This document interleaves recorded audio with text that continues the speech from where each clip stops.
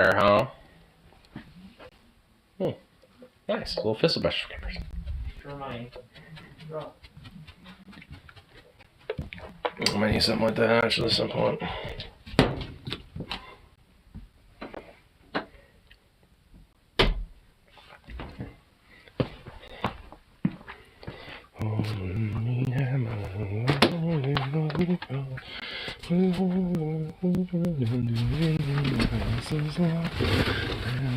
Oh, I gave Mom the 50.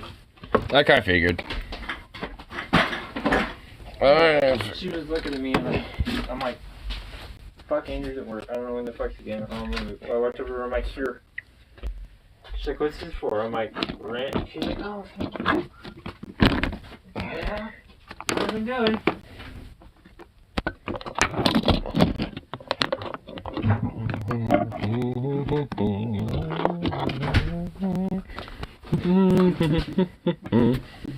There we go. Yeah, you got a little snappy there. Likes me oh my fucking god. Likes me snappy at bugs. Like a silly little pup. Send me a link.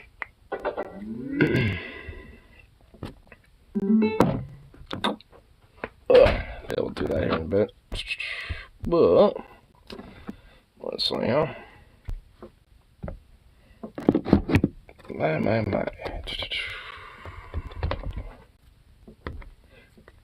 Let's get a bowl loaded, music background, usual bullshit. The usual shebang. It was funny, your mom was like, I need a charger. I'm like sitting there, your dad's not doing it. I'm like, what do you need? She's like, I need a charger. I'm like, a portable charger? What kind of charger? She's like, just a charger. I'm like, okay. I have one. You want to use it? I think her phone was like 2%. Oh, damn. Well, well, at least, you know, someone gave her a fucking charger. You can see better now. No, like with the little scrapes and scratches. Oh, no, this isn't scrapes. This is just him fucking... Well, the scratches and shit, yeah. Yeah. He's a little therapist. Oh, I sent you a link from one of the concert videos that I sent, that's on my channel. Okay. So. YouTube? Yep. What did you send it to? My phone? Mm-hmm. Like text messaging? You know, send you a text. Has the link on it, so. Do I just have to subscribe? All you have to do is just click on the link and it should send you straight to the video / channel. And then whatever you gotta do. I don't know. I don't know. I don't know what he wants from me. Yeah, I'm telling him about my channel name and shit at least, because he knew it on Twitch, but not on here. What? Fine, be like that. What? I have a whole bunch of shirts that I'm gonna get rid of. You have a bunch of shirts? Yeah, do you want them? I don't know. Let me look at them. Well, it's when I do it on Friday, I'm gonna go through them all and shit like that. Yeah. Alrighty. But yeah, this bastard's leaving, so it's like now he's getting rid of shirts, you know, all sorts of stuff. Who's on right now? Somebody, people, but you know, it's kind of a quiet-looking situation right now. At least concurrently. Though I just started, so I'm not expecting, like, you know, a bombastic chat just right off the bat. Usually it doesn't work like that until, like, you know, a little later. Takes time sometimes. But, oh, and also I at least have my videos for, like, you know, a lot of concert footage that, you know, I'll share and stuff on there too. I've actually I got a whole playlist set up with, like, even the ones that I've been to from, like, the past, like, decade that are on here. Or at least 8 years ago. Isn't it a decade 10? Yeah. 8 years ago, it's like 2 years away from a decade. Yeah. So I'd say pretty much a decade. Yeah.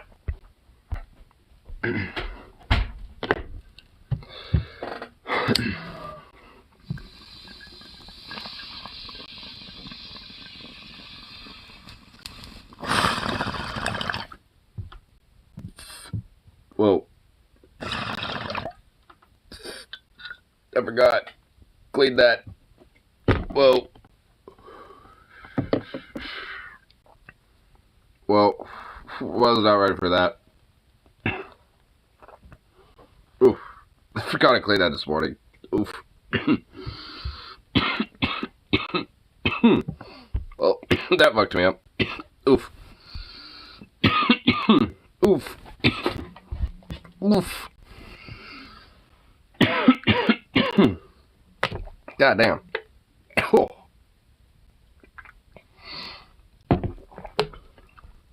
Ah, man, I was not ready for that, actually. Oh my goodness gracious.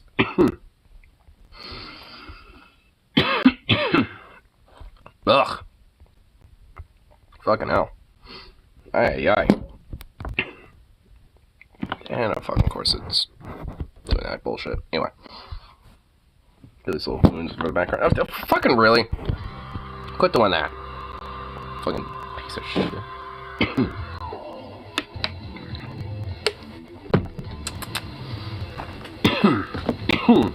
Ugh. That definitely cleared out the pipes. Aye, aye.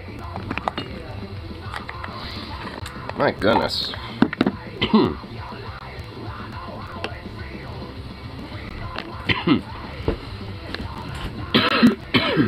Ah. God damn. Let's finally got all that shit out, I think. Oof. Oof. My God.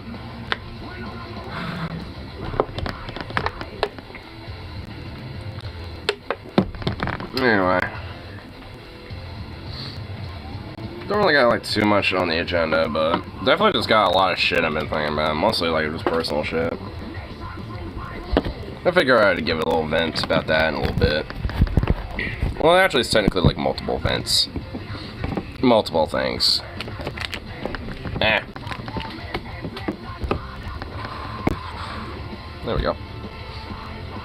Bada bing, bada boom.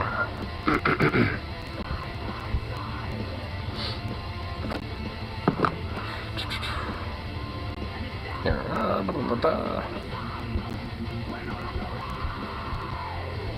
Why do I got all these random apps up? What the fuck? Don't need all these goddamn apps. There we go.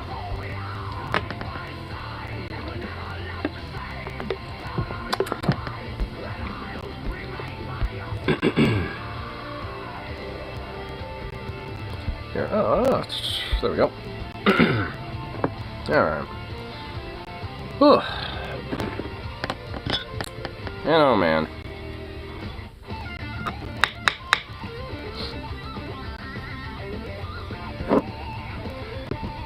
I don't even know where to necessarily like start on my little vent for like my serious thought process right now. Because my brain's just been focused on like just mostly just like some personal shit for today, and it's just like has not gone away. So I figured, you know, just at least start somewhere, venting it would at least help with it. Mainly just because like my mom's health situation and shit, like that is just like got to a point where it's just like fucking seriously like detrimental, you know, and like basically have to like, you know, be on like full like basically like, you know, Uncle Ben mode, you know. It's just like take the full responsibility of, you know, absolute, you know, like responsibility with like, you know, this power of trying to have to like deal with that on top of basically realizing like I'm gonna just need to essentially be like the entire fucking like, you know, like, you know, sole, you know, like responsibility big bootstrap boy. Wait, what's up, Evan? Where they're down? Oh yeah, of course. Oh, and it looks like you found my shit too. Hell yeah. But I mean, like, it wouldn't be really like so bad, like, honestly, if it wasn't just for the fact that, like, obviously, like, you know, if you moving out, and also with like fucking, you know, Harley dipping out, and then mainly just like you know, with my you know, like hours and my, like, with my time, and then on top of, like, you know, just not really having, like, as much as, you know, the consistent direct support as I, you know, should. That's not a fault to anybody, though. Well, outside of certain people. Like, those certain people mainly being, like, my pops, and, I guess, I mean, honestly, really, that's mainly the one dude. Like, I mean, like, he could easily be pitching way fucking more, or at least, you know, just for his own health's sake. You know, like, instead of just not doing anything, basically. It's like, that's, like, because, frankly, like, honestly, like, I guarantee you, like, a lot of the reason why his health has deteriorated the way it is now is because of the current living situation we're in right now. It's not exactly a healthy place to live, frankly. And, you know, especially in the room that he sleeps in, like, I guarantee it's fucking full of, like, random, like, spores, mold, who knows fucking what. I mean, the rest of the house probably does too, frankly. I mean, you know, I mean, to some extent. And I guarantee you, it sure shit don't do wonders for him, or, I mean, for you, or for myself. I mean, though, at least trying to get, like, more shit cleaned out, you know, will help lessen and get rid of this, you know, to some extent. But frankly, the entire house needs a total fucking gutting. Like, it just needs to be gutted out, you know, from the inside out and retrofitted in order for it to really be totally, like, you know, brand new. But, you know, it's, like, something that, you know, will be manageable. It's just, like, how in the fuck am I gonna manage it? That's kind of, like, you know, where my thought process is, really. It's kind of what my brain is, oh my god, really. It's kind of like where my brain is, like, consistently right now. Where it's like, how am I gonna deal with this?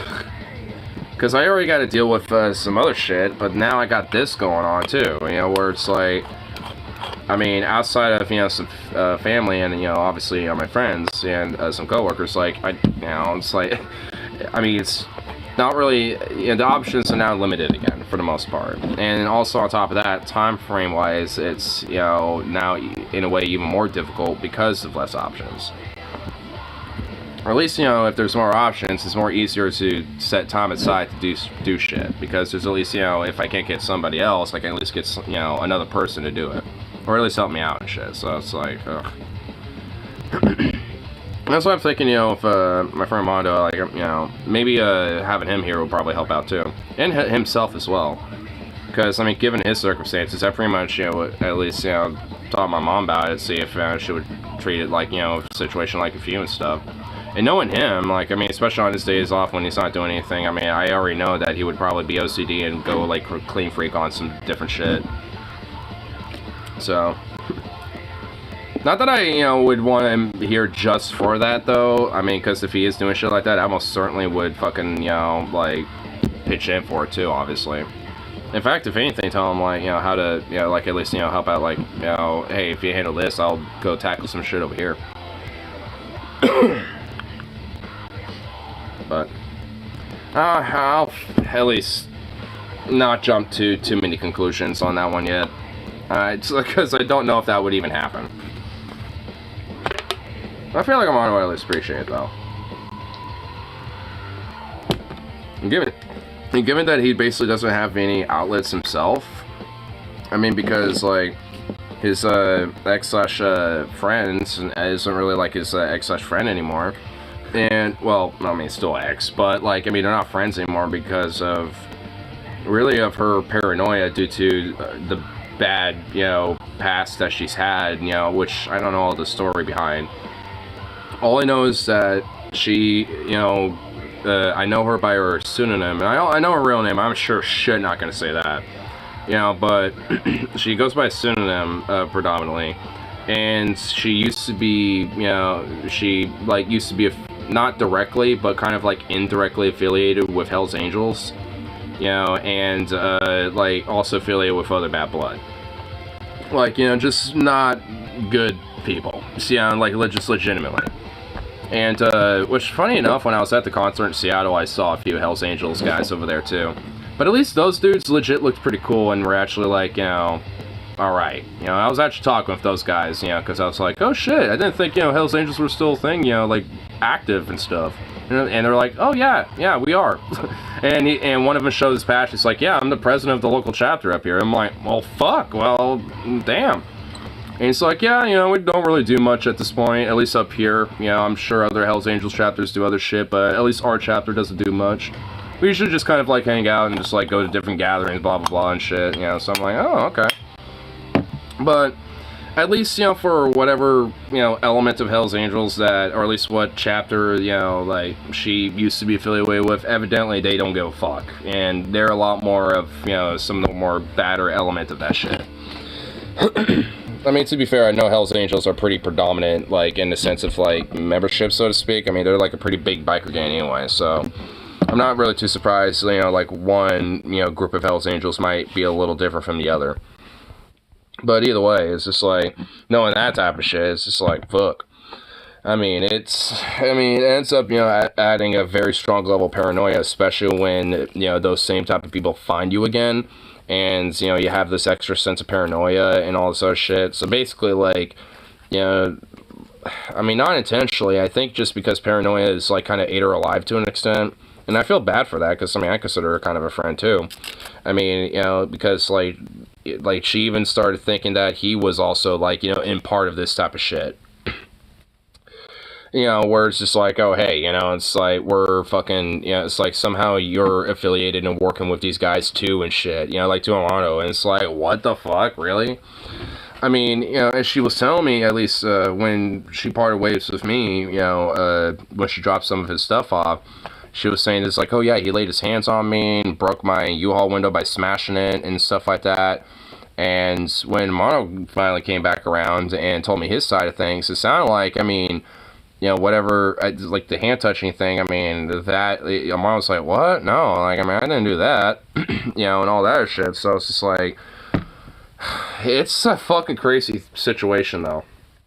I know that much. And all I know is that Amano at least needs some fucking stability. Like, I mean, and even if it's not, like, exactly a great spot, I mean, fuck, I mean, it would at least offer a sense of stability and a home plate where he's not, like, fucking frizzle-frazzled and fucking just, like, unable to really, like, get a sense of bearings, so. But they're a family. Yeah. With, like, the Hells Angels, yeah, I mean, I'm sure they are, like, because, and the thing is, I'm sure, like, as long as, they're not, like, being, like, when it comes to Hells Angels, I'm sure, like, when it comes to personal feuds or some shit like this, or whatever the fuck, is going on with this situation, like, as long as it doesn't, like, get ire of, like, law or anything like that, I'm sure it's kind of, considered just whatever, just, keep it your business and don't, go beyond it type of shit. I don't know. I'm not really, like, that heavily involved in shit like this, obviously. But I would imagine, like, depending on, like, these chapters and stuff, as long as, like, whatever vindictive personal bullshit you got going on and whoever's helping you and stuff, you keep it like that. Don't make it, like, the gang's problem. Don't make it, like, anyone else's problem. Make it your fucking issue. Which, I mean, considering what I know about the situation, the dude hires, like, random tweaker meth head fucks around here and shit to try to fuck with her and shit, at least when she was living here. So, I mean, it would par out, I think. Instead of having, like, Hells Angels get involved in shit, just hire a bunch of fuckers.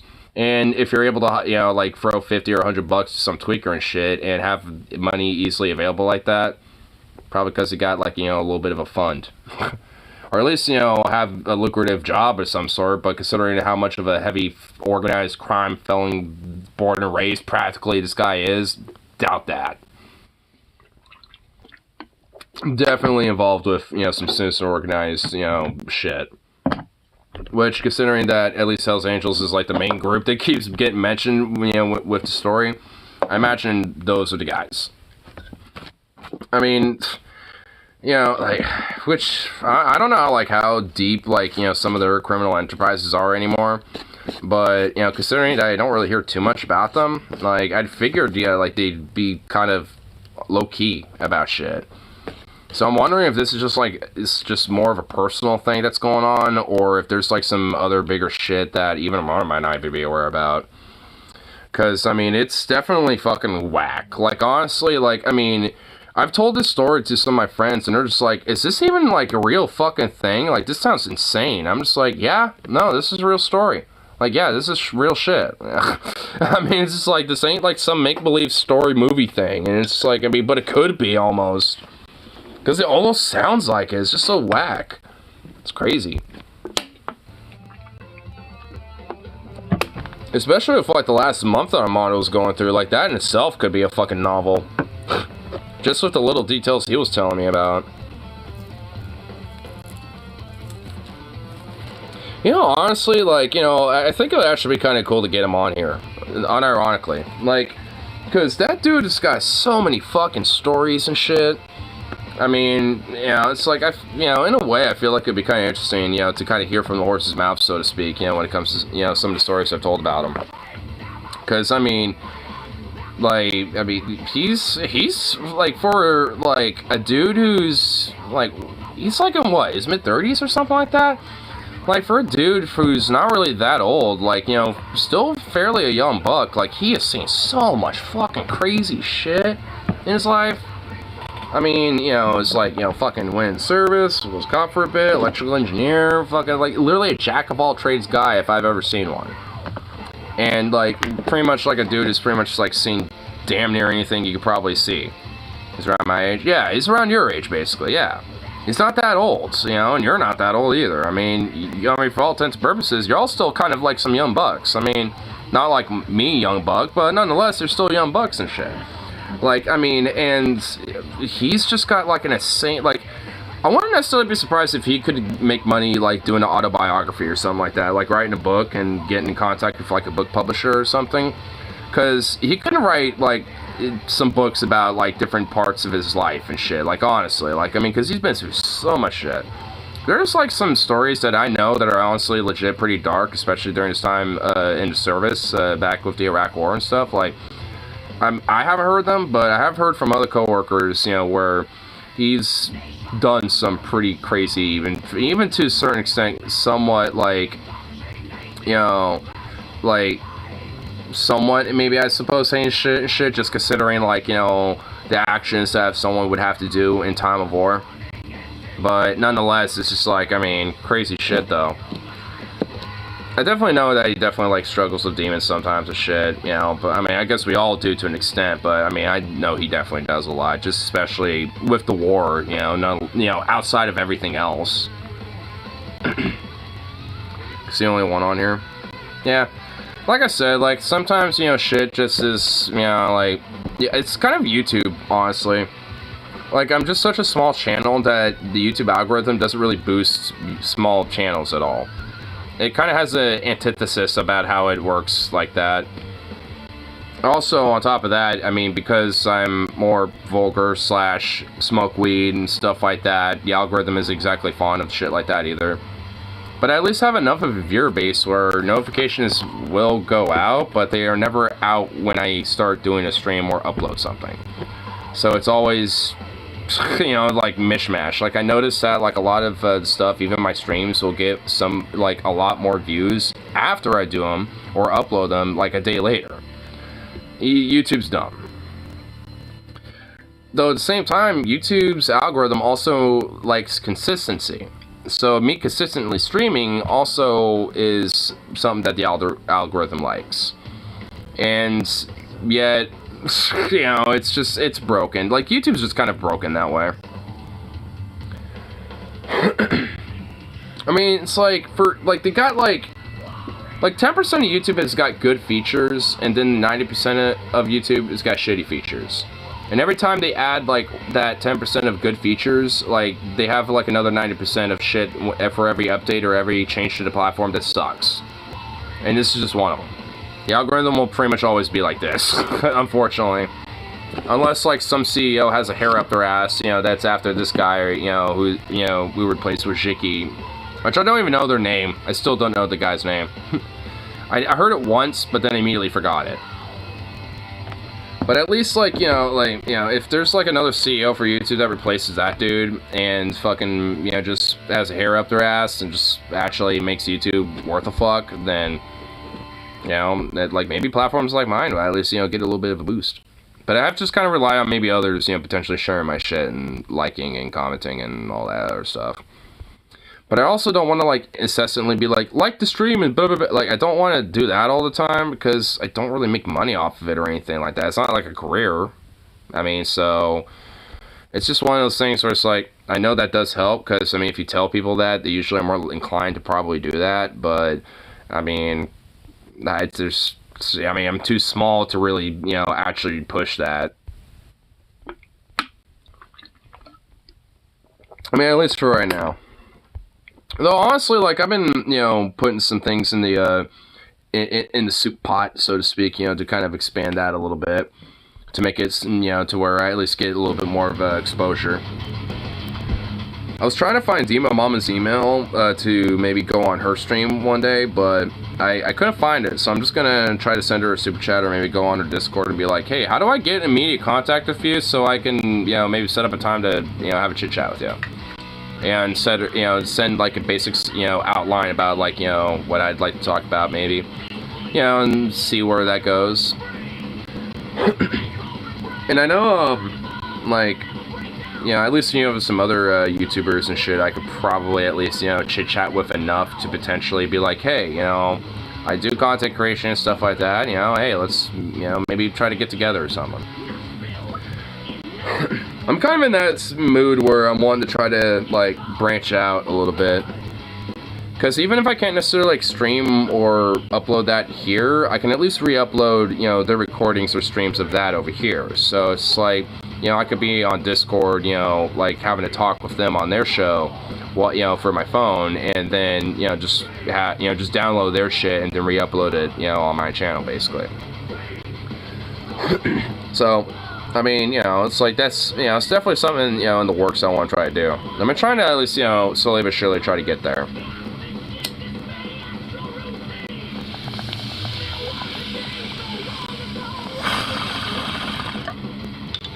Because if I could get to that point, I'll just start sharing my PayPal/Cash App and see if I can set up a Streamlabs.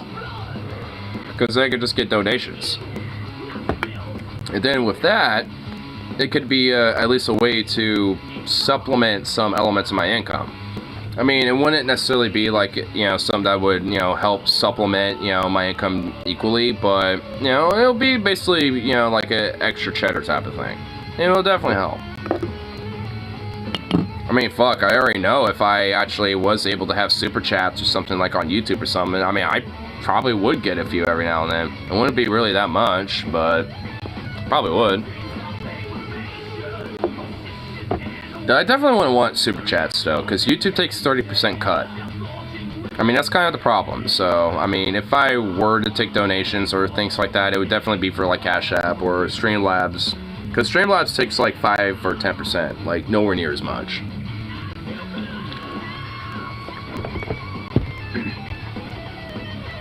But you know, just things in the works. Honestly, like, a lot of other shit in my own life is needing to be in the works more so than anything else.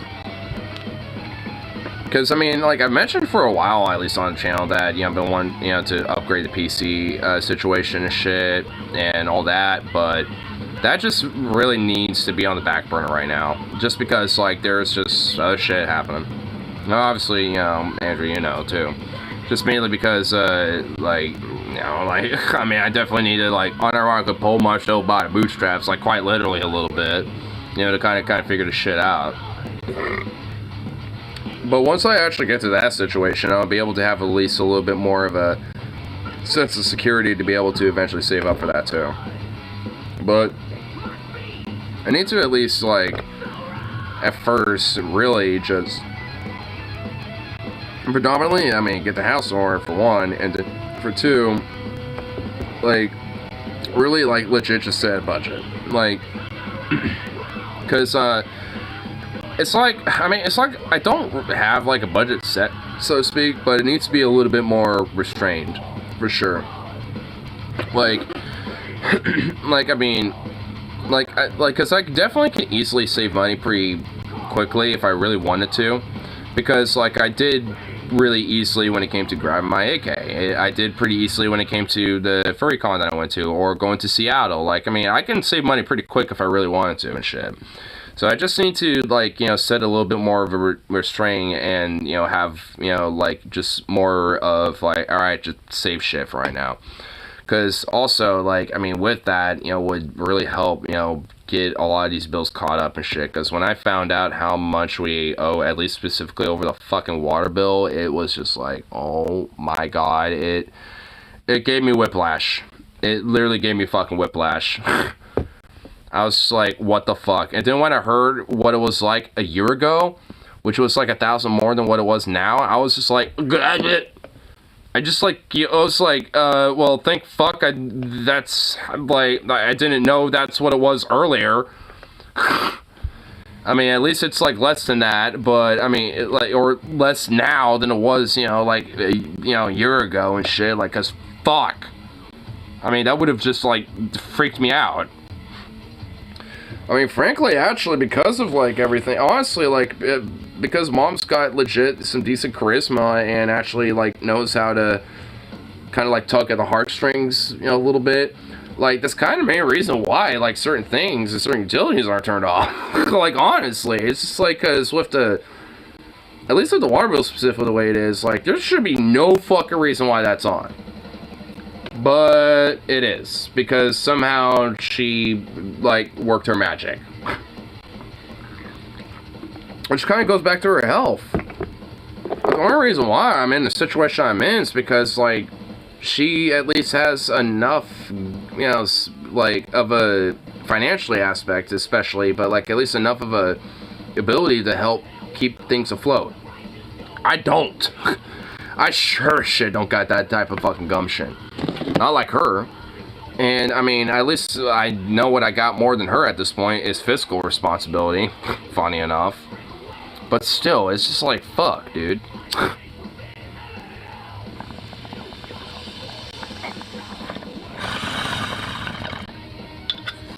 It's harder when you don't got, like, that proper fucking livable income. Which is a problem for everybody. You job, not you job, fucking, like, $50 or $20 an hour, don't really matter. Like, I mean, people are fucking struggling when it comes to, like, wages. So it's like, that shit's happening. It's already hard enough to fucking afford things like groceries, gas, whatever the fuck. All this other shit.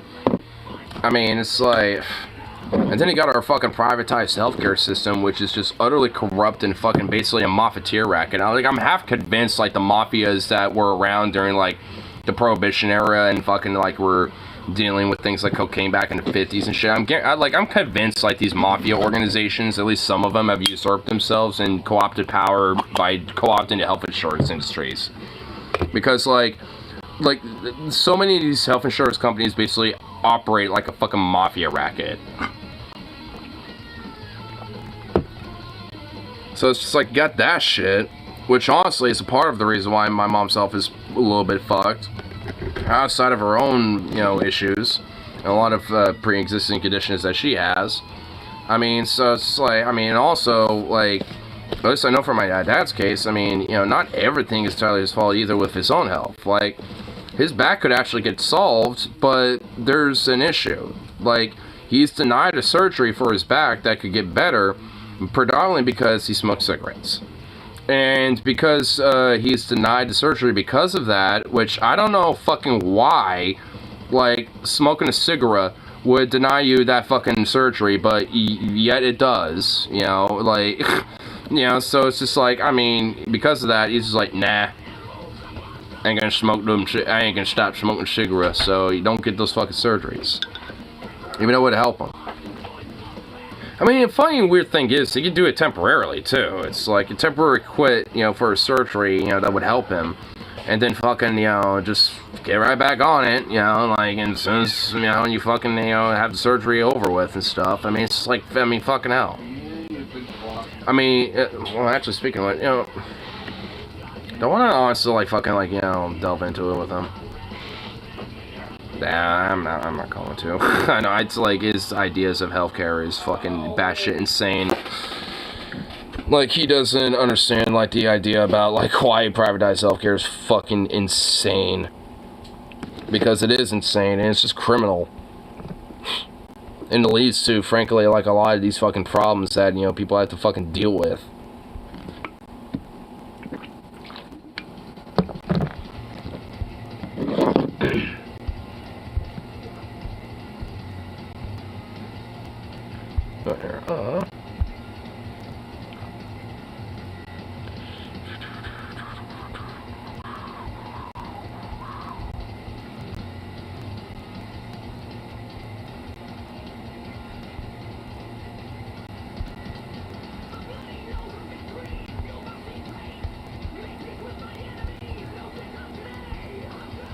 Yeah, boom.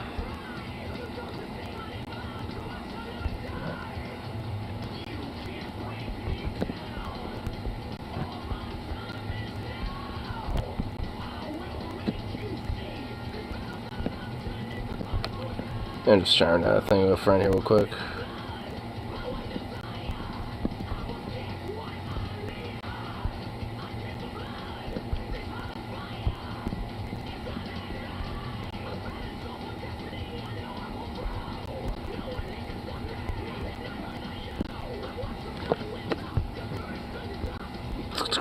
There we go. Oh man, my goodness.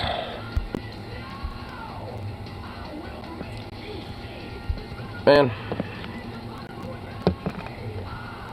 I'm not exactly excited for the summer. I was hoping this summer would be my official, like, fuck 2020, 2021, and 2022 year, but I think it's gonna be somewhat postponed. I think the fuck 2021 and 2022 and 2020, like, I think all that, you know, was, I think that just happened for me, and now I'm gonna have to, like, have a fuck 2023 just binge.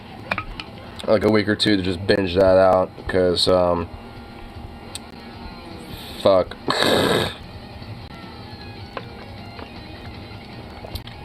My brain's just been, like, fucking all, like, zonked out, just due to this fucking bullshit, honestly.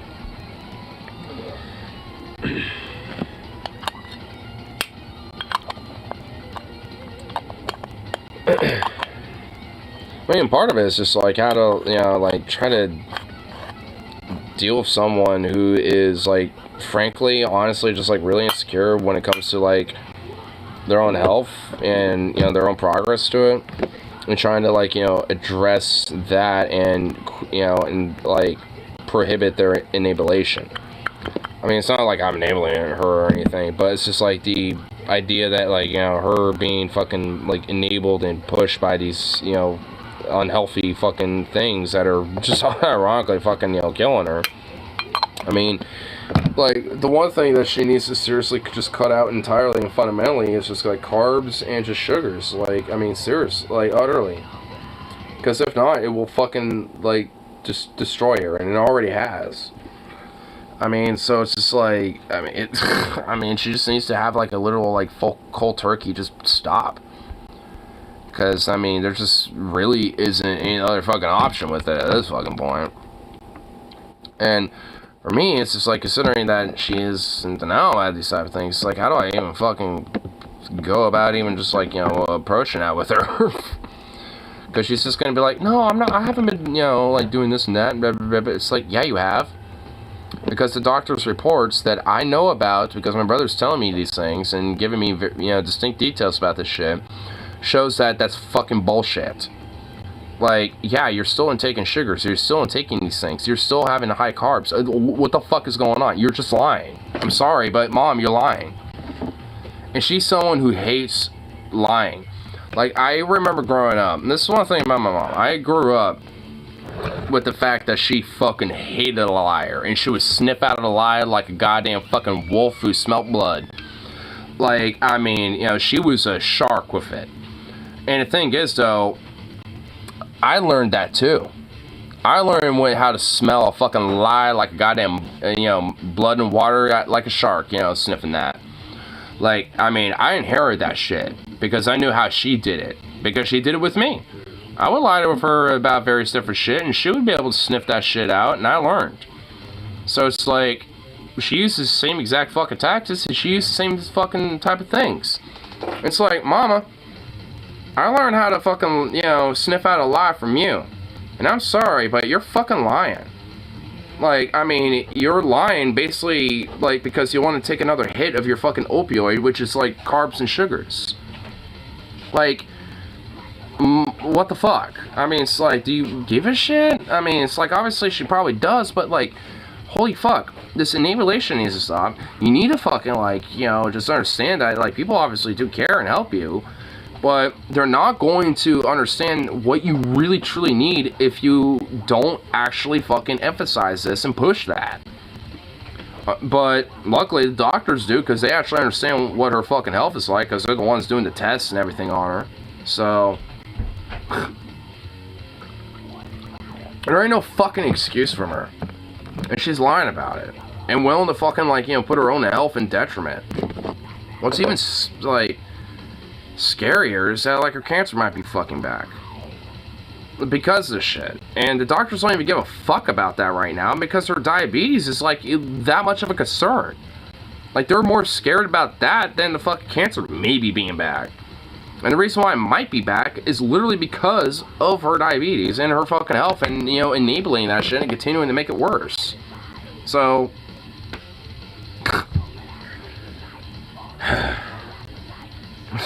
it's fucking, like, ridiculous. So I didn't just name the stream, you know, it gotta be serious, or whatever the fuck I named it. Because, like, I mean, or Shizzle being real, that's what I named it. Because, yeah, shit be real. Ugh. And it needs a fucking addressal, and it needs to, like, you know, be fucking serious. Like, I mean, I guarantee you, he wasn't, you know, really, like, paying that much fucking attention, because he probably don't give a fuck. Even though a lot of that critique is also on my dad over there, too. Because, like, I mean, he really don't give a fuck one. Like, he barely gives a fuck one about his own self. Which means, you know, again, it's all wraps around to me basically being the main fucking bread maker and the fucking man and the fucking, like, you know, top dog of the house. I'm the top dog. I'm the big, like, bootstrap puller of this entire fucking house. I'm pulling other people's bootstraps, for fuck's sake. So it's just like, fuck.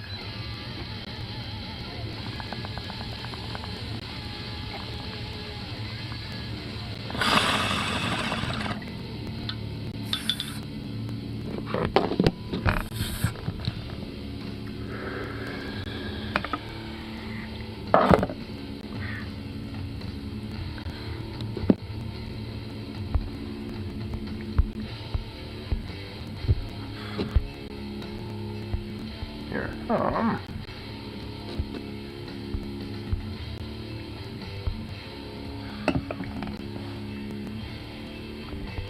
I didn't even see that one of my friends from the Telegram chat responded here. Hold on, give me a sec here.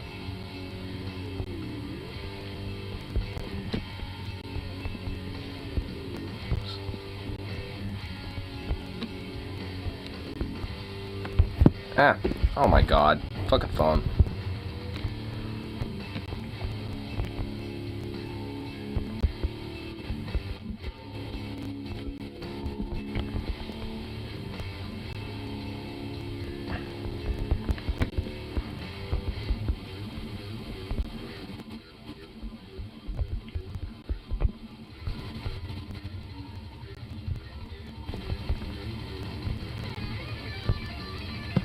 There we go. My homies, Rip City and Metal Tier are still at fucking Seattle, or not Seattle, but fucking San Francisco. They're at the this place called Castro. What's Love got to do with it? It's, 8 p.m. a Tina Turner tribute. And then they are at the Subway, or some shit. And then, like, after their show, there was, like, some band on a bus. Like, some metal band literally just on, like, a fucking bus rail line thing, just fucking playing a bunch of music. Dude, that's fucking dope, actually. Like, San Francisco's pretty lit. Like, they got, like, you know, like, I mean, just some random ass motherfuckers just, like, playing in a fucking, like, you know, like, train, you know, or light rail thing, you know, just in San Francisco, just out of nowhere, because fuck it. I mean, that's lit. That's badass, dude.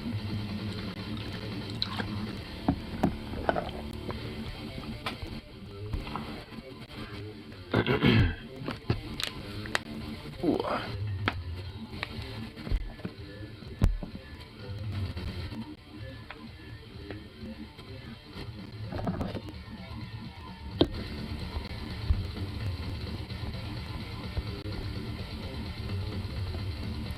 Here, put a little song, yeah.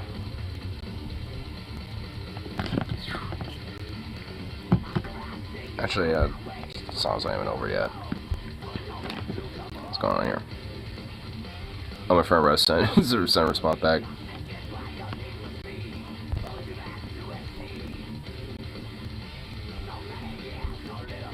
This is just my friend Rose just sent literally an emote of a train. Sends pictures of some pics for my that I took when the train was going out of Seattle. Have I even shared those on stream yet? You know what? Well, yeah, let me do that. Because honestly, like, what partly blew my mind, I don't think I have pictures of it, unfortunately, but, like, there's, like, a lot of, like, little towns or, like, little communities or neighborhoods that are literally on a fucking river. Like, river homes, like, river houses. I mean, I don't think none of them are going to be in the pictures at all. I was actually trying to take a picture of this plant on the Columbia here. But unfortunately, none of them really worked out. I actually kind of need to delete a lot of those. This one did, though. This is a pretty nice picture of this plant. I think it's like a waste processing plant. Because there's a lot of these, you know, like landfills and shit. Like all these big-ass cranes, you know, fucking dealing with a bunch of landfill of all sorts. Actually, I think there was like some cars and stuff in there. Yeah, you can see some, like, a bunch of rubber tires all piled up there. You can see a bunch of crushed random metal debris bullshit right there and stuff. Yeah, actually, yeah, you can see some crushed cars. Yeah, there's some right there and stuff. You know, yeah. And so I think it's like a landfill slash, like, you know, waste processing plant of some sort. It's just these random blurry ass fucking pictures of the train. This is a good one though. Nice fucking view of the Washington countryside. And then this random fucking post. Just, I guess these are gifts. Well. They're not too bad though. I mean, it's like legit, unironically, there's like some legit luxury when it comes to, like, you know, riding those fucking seats on the train. Those seats are legit pretty nice. And here's like the fucking Boeing facility too. You got like a fucking 737, I think, you know, like a military variant. And then Constellation as well. That was pretty cool to check out the fucking Boeing facility too. And then Elysium Brewing Company. Found their brewery. Elysium Brewery. Oh, and that was all the pictures, you know, leaving Seattle. Sepultura Plus creator. You know, yeah, oh, the next day was Tina Rurvin, which I have no idea who they are. I don't know any of these other bands. Lovely the band. Lovely the band. Because we're lovely. But I have no idea what that band is. I literally don't know. Lovely the band. Sounds like some indie thing. I love the noises trains make. Dude, I do too. Honestly, like, I am sold on traveling on trains. If I'm going to Seattle and, like, I got friends and no way to drive up there, we're taking the train. And dude, like, here, let me make sure there's no personal information. Actually, hold up, there is, but let me cover that up. But dude, look at the prices. Look at those prices though. Here, let me just, there we go. Cheap as fuck, dude. Like, that's way cheaper than a flight. I mean, straight up. Like, that's legit. I don't know why Seattle to Portland was cheaper than Portland to Seattle, but maybe it's just because, you know, of the time of day that I took the train, but whatever. It's legit. Should be legit. It's like, you can't go wrong with that. And honestly, for coach, like, it wasn't bad. You weren't packed in like a fucking bunch of sardines, and also, like, there's not a lot of people on the train either. So, you could literally sprawl out in the aisle and have it to yourself. And there's outlets so you can charge your fucking phone and stuff. All that shit. It was actually nice. It was some good shit.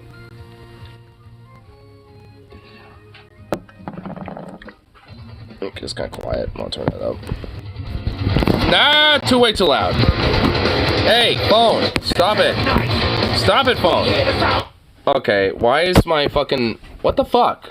Hey. Alright, hold on. What the fuck? It's literally stuck. Hey. Yeah, stop doing that. No. Oh, okay, I think it unstuck. Yeah, it's unstuck now. Okay. What the hell? Why is this... There should be no reason to stick into anything. Okay, whatever. Alright. It's fixed now. This phone's breaking apart. I just want it at this volume, that's all. Jesus. Fucking phone trying to sabotage shit. Like, straight up, that fucking, like, volume button literally got stuck. That was bullshit.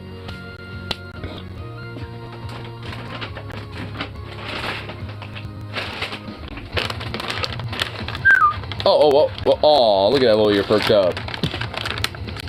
It's like, I haven't heard that sound in a while.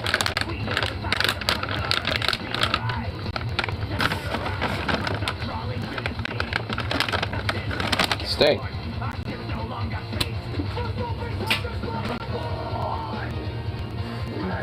In your eyes. Don't know the prize. Don't know the day. Nothing is dripping and going ahead.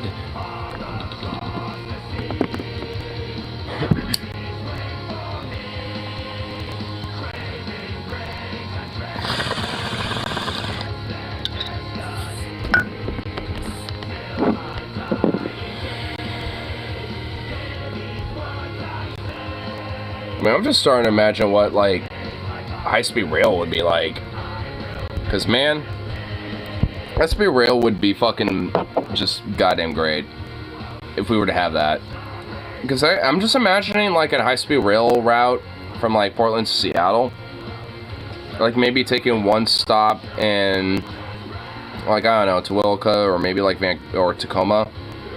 Like, you know, like, because, at least Amtrak, at least here in the PNW, from Portland to Seattle, there's, a Vancouver stop, so for Vancouver, Washington. And then there's, another stop between that and Terwilliger. I forgot the name of it.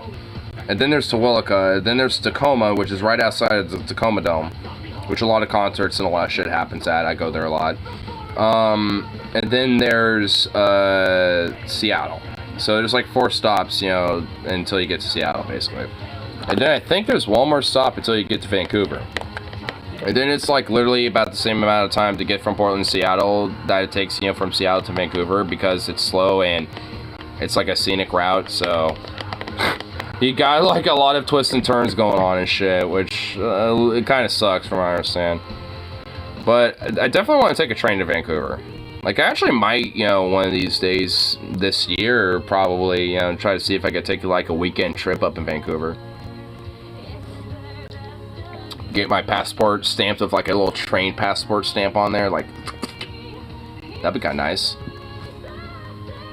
Oh, wait, my passport's in it's in the house. I don't want to get it. Because I want to show off my Iceland stamps. I like showing off the stamps, but there's only 2. I want, like, a multiple pages of stamps, but I don't. And if I do, most of them are literally going to be in Canada. Most of them are going to be Canadian stamps. I have at least till 2028 to fill that fucker up. So, I'm going to fill that up with as many Canadian and Mexican stamps as possible. And at least a couple more European ones, if I can help it.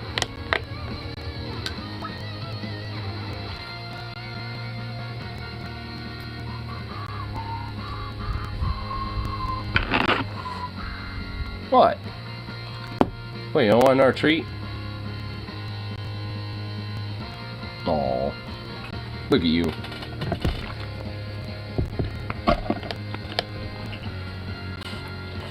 I'll give you a dental stick. You need to clean your teeth.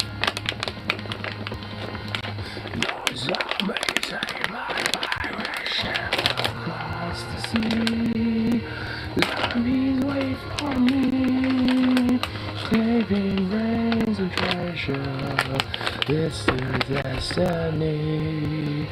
Till my dying day, hear these words I say. Lord, please aid my heart will share. Next will make them pay.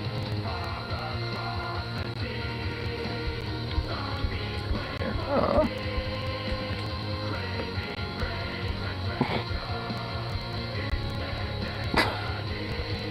Got a reply from a little comment I made.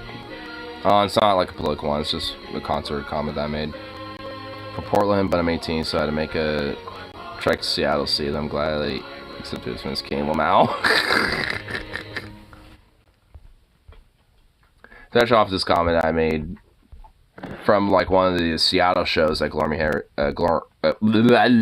Hammer did. Jesus Christ. But they did a jab. They did a funny jab though. Oh sweet, it's actually around the time that I posted a comment too. I was like, damn, that jab though. I saw it in Portland, I'll add another jab. We had the hoots, because we did. Like when it came to, like I was skimming through the entire set list, you know, from their Seattle show. And honestly, I did not hear a lot of people going, hoots, hoots, you know, and shit like that, like chanting that. In Portland, we were doing that a fuckload. But here, listen to the jab though that fucking Sorzo had. We're so happy to be here in Seattle! Seattle! Land of floral shorts and overpriced coffee! Overpriced coffee! Which is true! Seattle does have overpriced coffee and overpriced pretty much everything. So, yeah, that's true. I love that jab, though. Overpriced coffee! Which is partly true. It's overpriced everything. But yeah, I mean, there's also a lot of like local craft coffee brews out there, and they're ridiculously expensive. I've had them before. They are, yes, expensive. He's not wrong. He really isn't wrong. That's why I love it so much. That jab is actually true. Oh man, dude. As a Portlander, I just love jabbing Seattle so much and shit. And Seattle jabs us too, so, you know, the feeling's mutual. There's like a little love-hate relationship, you know, between all of us. And I love it. It's great. I don't know. I couldn't catch the first thing. I think it had something to do with fish, maybe. Yeah, I think. Hold on. Let me see if I can catch that last part. Floral shards? I think floral shards. Floral shards and overpriced coffee. I think he said floral shops. Like, you know, like flower shops and stuff. I think he said that, actually. You know, that one I don't totally get, because I feel like that's literally more of a Portland thing. Like, legitimately. I think that might be more of a Portland thing. Like, there's a lot of, like, garden / like, you know, floral shops and stuff like that. I'm not even kidding. Like, there's a lot of that around here. Especially if you go to Selwood. Like, you know, one of the, like, you know, greater Portland metro area towns, like, Selwood, like, that's, like, around the corner from me, practically. There's a lot of flower shops and, like, a lot of little, like, little artsy shops and stuff like that. Like, Selwood's full of that. Like, legit. I'm not even kidding. Portland, not as much. It's more like, you know, certain little smaller towns that are outside of Portland that, you know, will hold that, you know, veneer, but Selwood definitely. They definitely do. This is my experience. Selwood's just like a super, like, liberal, artsy town, though. Like, we're kind of like a working class progressive town over here, but they're like a liberal, artsy town. They're like kind of progressive, but in like social, artsy shit. We're progressive because we're like, you know, working class as fuck over here. And yet we're around a corner from each other. It's like, oh my god. God, I love it.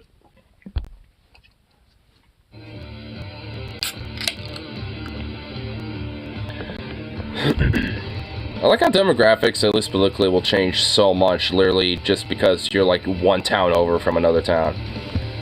Like, there's, like, liberal, artsy, progressivism and shit, like, directly north of me and directly south of me. There's, like, centrist / conservative right-wing bullshit.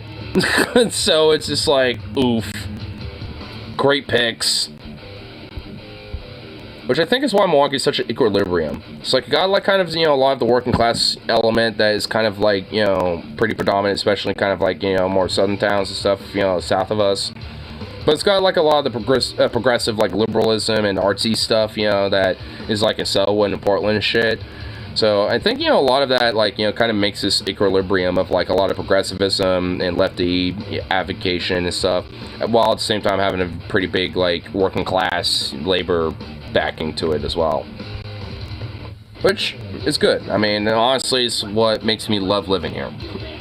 I live in a pretty unique place in Oregon. And in the country, frankly.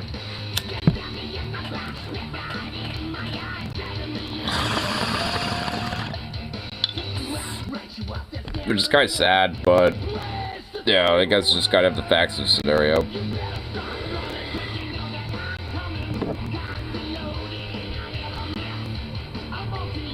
Oh, yeah. Let's see if there's you know, some random little things we can check out. Wait, what the fuck? Sonic Boom updates 4 likely to— wait, what the fuck? A Sonic Boom killed some motherfuckers? What? What? I'm not even kidding. I'm literally looking at this. Sonic Boom updates. 4 likely dead after F-16s investigate unrest over Sonic Booms or something. Like, what the fuck? How in the how did people die from that? Like, like, actually, seriously, how did people die from that? What the fuck?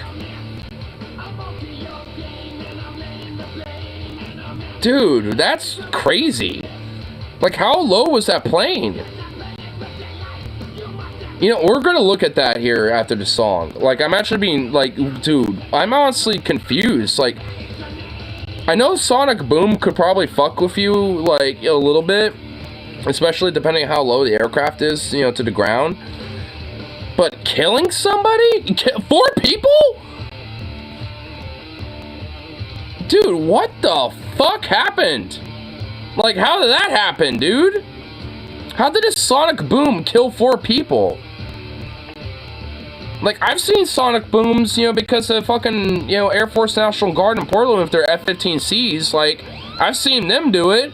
I've seen them go full afterburner every now and then. Like, it doesn't have an impact or a problem or any issue. Like, there's nothing wrong with it besides shit being very loud because it got booming ass jet engines fucking blasting off into afterburner mode and shit.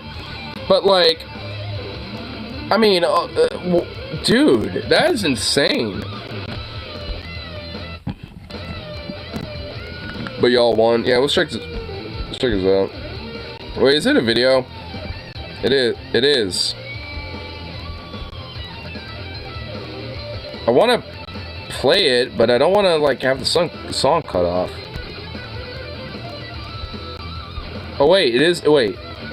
Oh, wait, it's not a video. It's just a clip. Oh, it's just a picture. Okay. I dated a Chinese guy, a French guy, and an American guy. Broke all their hearts. That's for Vietnam. Yeah, but they won. Yeah.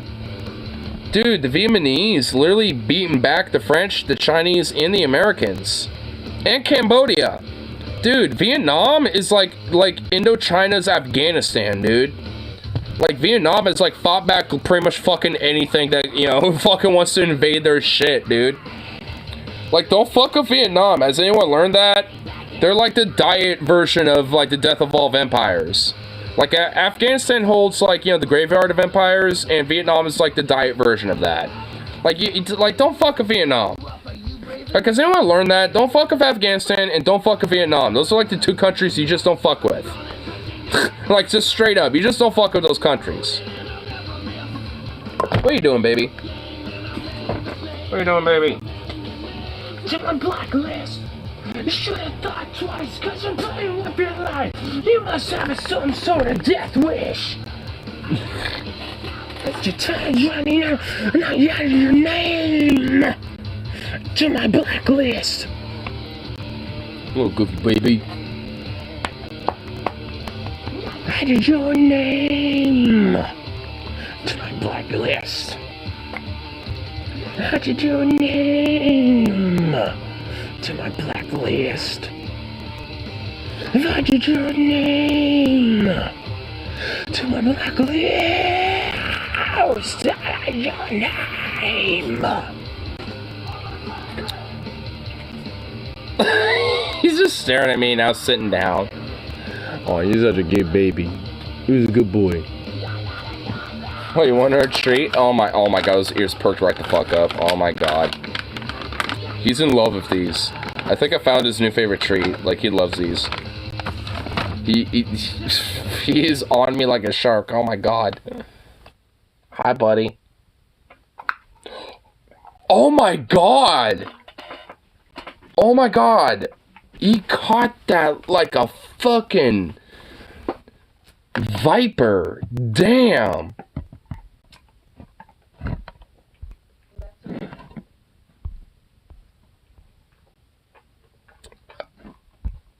Oh, okay, here's the full headline.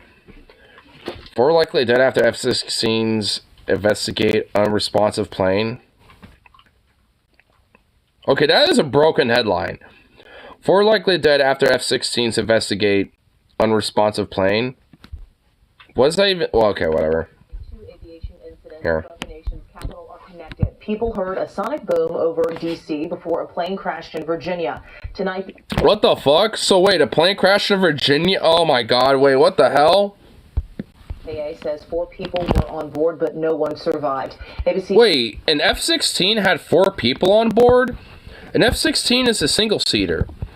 There's like some variations of an F-16 that have 4 people, or not 4 people, but 2 people. But like, you know, a 2-man crew, but like an F-16 doesn't have a 4-man crew. What the fuck? How does that even make sense?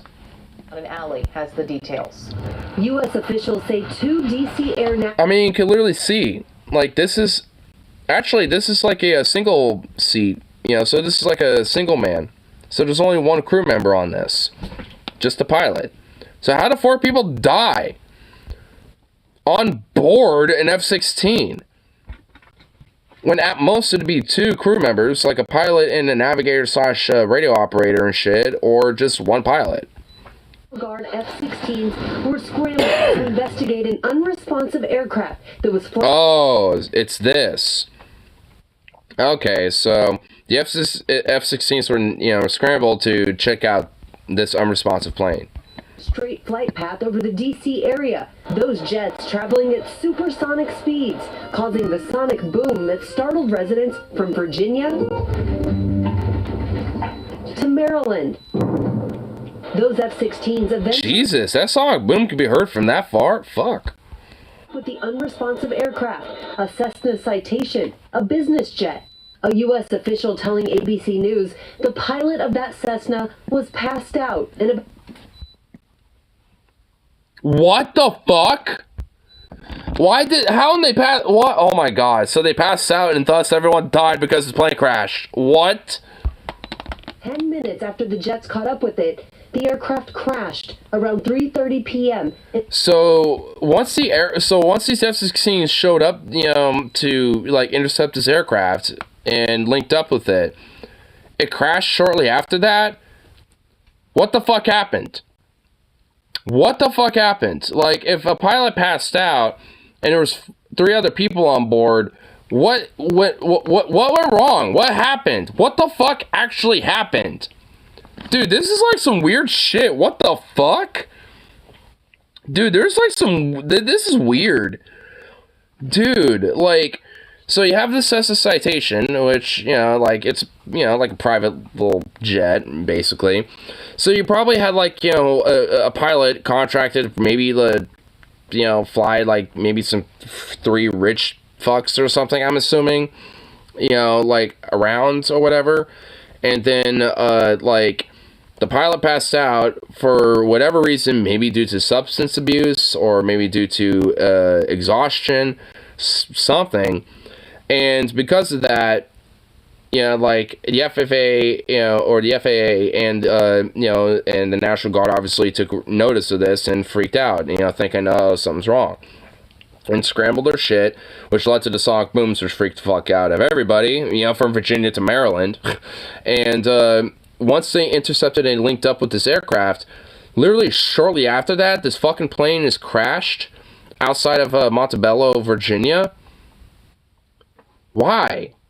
How did this plane crash? Was it already, like, set to crash? And if that's the case, then why didn't the other 3 passengers do something about, trying to wake up the fucking pilot, or, address the situation, or at least, get on the comms and say, hey, our pilot's passed out, we don't know what to do, can someone help us, or something. Like, what dude, there's some weird question marks. There's some red flags, honestly. Maybe I'm a little bit of a conspiracy brain, a little bit, personally. I mean, I always cop to this. I do say this. Because, like, this is weird. I don't know, like, the individuals, who are on this flight, but, this is weird. This is honestly kind of suspicious. Like, I mean, what the fuck? This is honestly legitimately kind of odd. Out in this area of Virginia. One of an aircraft that has crashed with a total of 4 passengers. It appears to be a case of hypoxia. Hypoxia is when a loss of consciousness occurs. Hypoxia? Wait a minute, hypoxia? Like, that's a lack of... I know what that is. I'm not questioning that. I know what it is. But hypoxia... An aircraft is a sealed, pressurized cabin. How in the fuck did that happen? How did that happen? Was there a leak or improper maintenance? Was there... did the pilot decide to have the window open? Because there are windows in the pilot's cabin. Like, so, they could have it, cracked open a little bit. I mean, it is possible. But it's a Cessna citation. Like, chances are this aircraft was probably flying at what? Maximum 8,000 feet, give or take. I mean, that isn't exactly that high. I mean, it's a high altitude for sure. But, like, I mean, for cruising altitude, I mean, that isn't really, like, you wouldn't, like, suffer from hypoxia unless you had, like, severe asthma or something. Like, I mean, if you're a pilot, chances are if you are recognizing you have signs of hypoxia, then there's like those rebreathers and shit that could drop down and stuff. You can you can make those things pop down so you can fucking like make sure you have consistent oxygen going to you. Like, I mean, like, this really is not making sense to me, dude. This incident here is not making sense to me. I'm actually kind of glad I clicked this because this is a weird fucking story, dude. There's like some things that just honestly aren't really adding up to me. When there's not enough oxygen in the cabin. But it has not been confirmed what caused the pilot to lose consciousness. Well, yeah. And honestly, like, I mean, let's look at this aircraft here really quick. Like, I mean, you see these little side windows here? Like, this one right here, like, that has that little white bar on it, that's the one that you could potentially, like, partly open up. The rest of them are totally sealed. But that one right there is something you could potentially crack open a little bit. A lot of aircraft, legitimately do have that as a feature. At least, for the pilot's cabin. Mainly because if they're at low enough altitude or taxiing, they can have that open in case, the cabin is pretty hot, and they want to kind of air it out a little bit, or, some shit like that. I mean, there's, it's there for a reason. And, but once you close it, it's totally sealed, and it's pretty damn hard to open it unless you unlock it and purposely open it up. Like, so... I mean, unless that was open and for some reason the pilot just didn't know that was open, which you would have noticed because of the wind, blowing in, because he's in a fucking plane, blowing into the cabin, there would have been, like, a notice of that. So, again, this isn't exactly adding up to me personally. In the cabin. But it has not been confirmed what caused the pilot to lose consciousness. Capitol Police say during the incident, the Capitol was briefly put on high alert, and a source tells ABC News the Secret Service was also monitoring the situation. Those F-16s took off from Joint Base Andrews in Maryland, where President Biden was golfing with his brother Sunday afternoon.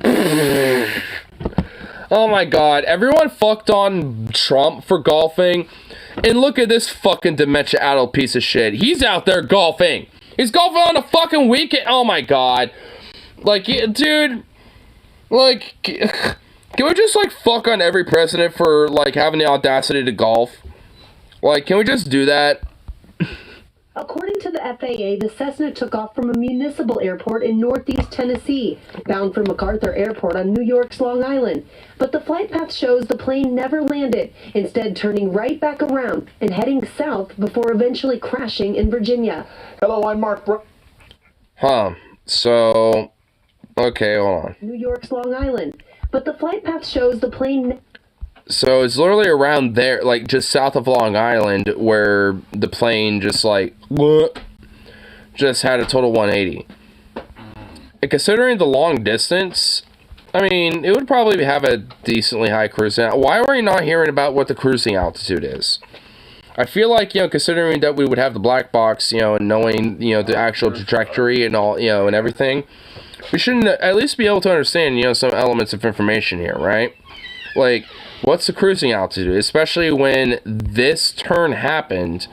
Like, this is, I feel like right here is going to be the key information. What happened right here? Like, I mean, what caused that situation to happen? Like, I mean, was there a leak? Was there some sort of an improper, you know, maintenance procedure that caused a malfunction? Like, I mean, something happened. And frankly, there are certain things that just kind of don't add up. Like, why did the plane crash? Like, I mean, honestly, I mean, considering the situation, even if, like, I mean, hold on. I mean, look how far it went. Turning right back. It turned right around and then crashed in the middle of fucking Virginia. That's a, like, I mean, that's a long distance. Like, what happened between all that? Like, there's, like, some things that are just kind of some question marks about this. This is just, this is kind of odd. And heading south before eventually crashing in Virginia. Hello, I'm Mark Brown. I'm Mark Brown. Oh, greetings. Sukov. That's it. Hey! What the hell? Hey, dog. That was him. Yeah, let's hear it. Fucking fruit. Come on, dog. Man, that's a fucking weird incident, dude. I mean, I'm sure eventually we'll be able to, like, you know, see the details of the case and once it's all kind of, like, said and done, but that shit is just fucking... That's just an odd fucking story, dude. I mean, there's definitely, like, some question marks about that, you know, for me personally. And why did a plane crash so shortly after those F-16 showed up? Did they shoot it down?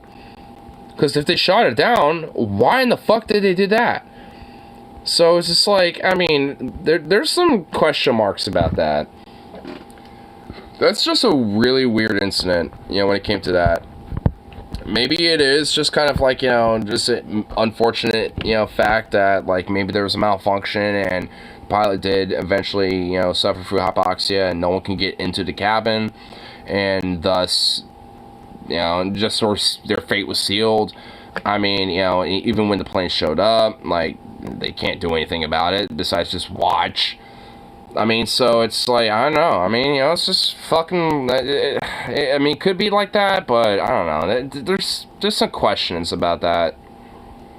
There definitely, you know, needs to be a proper investigation about that. Hopefully, you know, like some third party is able to do so. Because that's just a whack story. Like, damn.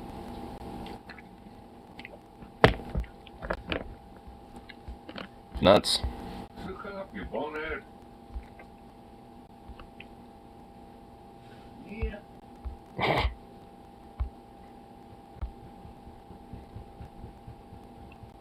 Aw. Stickers. You need a treat. He ain't gonna come to you unless you have a treat. Nonsense. That's not how it works. Not with that dog. Yeah, you bark. You need a bribe. It's like, I would come over, but, a little hungry. That's literally how he is. Whatever you're gonna chomp up and chew, don't. Oh my. Yeah. Again, it's not how it works. That's not how it fucking works. Come here. See, that's how it works. Hey, Bubby. Hey, Pup. Hello. Yes, yes. Paw. Ow! Hey. No. Hey! Don't paw my face. That's the wrong foot. Wrong paw. Paw. Give me the proper paw. That's the proper paw. Yeah. Oh, God. Dude, Jesus Christ. Do you mind, sir? This dog is a psycho. Oh, excuse me.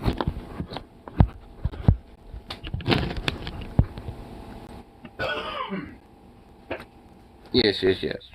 Oh.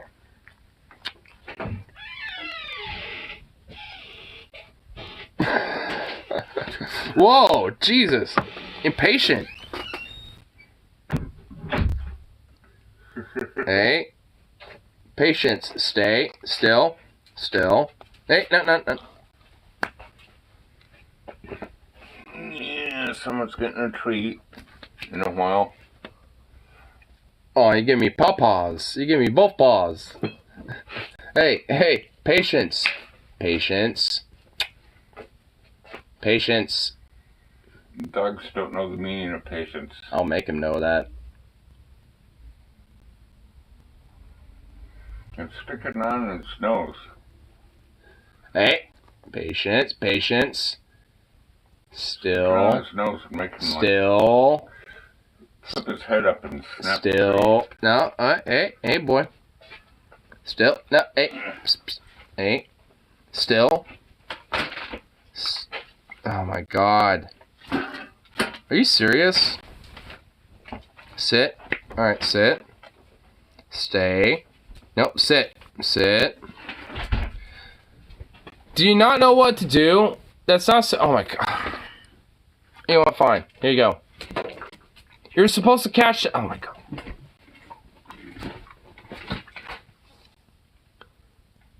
This dog's a fucking fruit bat. Really? Really, dude? Fucking goddamn annoying little mutt.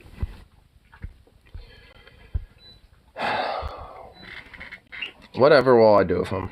I mean, honestly, like, whatever shall I do with him? You know what? Yeah. Let's go on Reddit. Yeah, I haven't been on Reddit in a minute. What's happening now?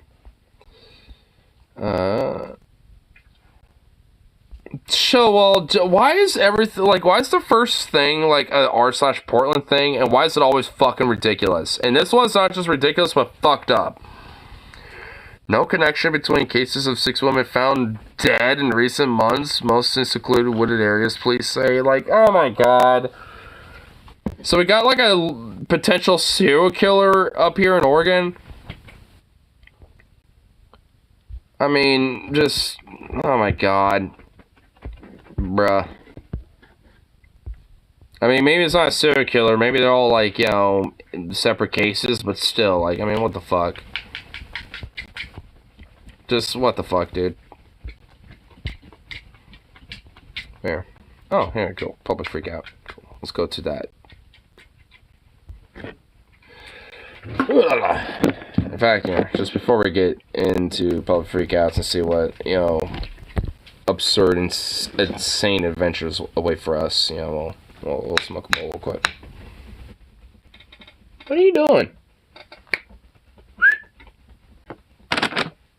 That caused you to stop.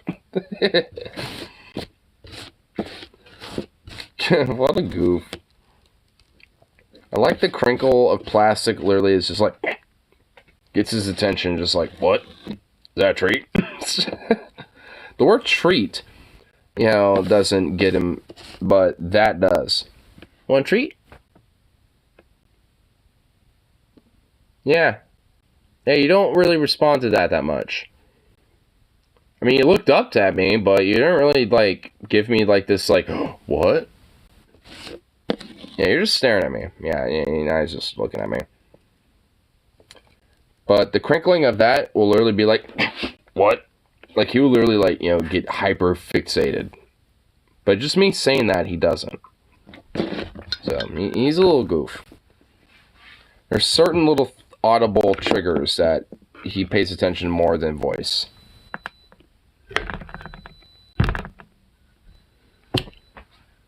The boob.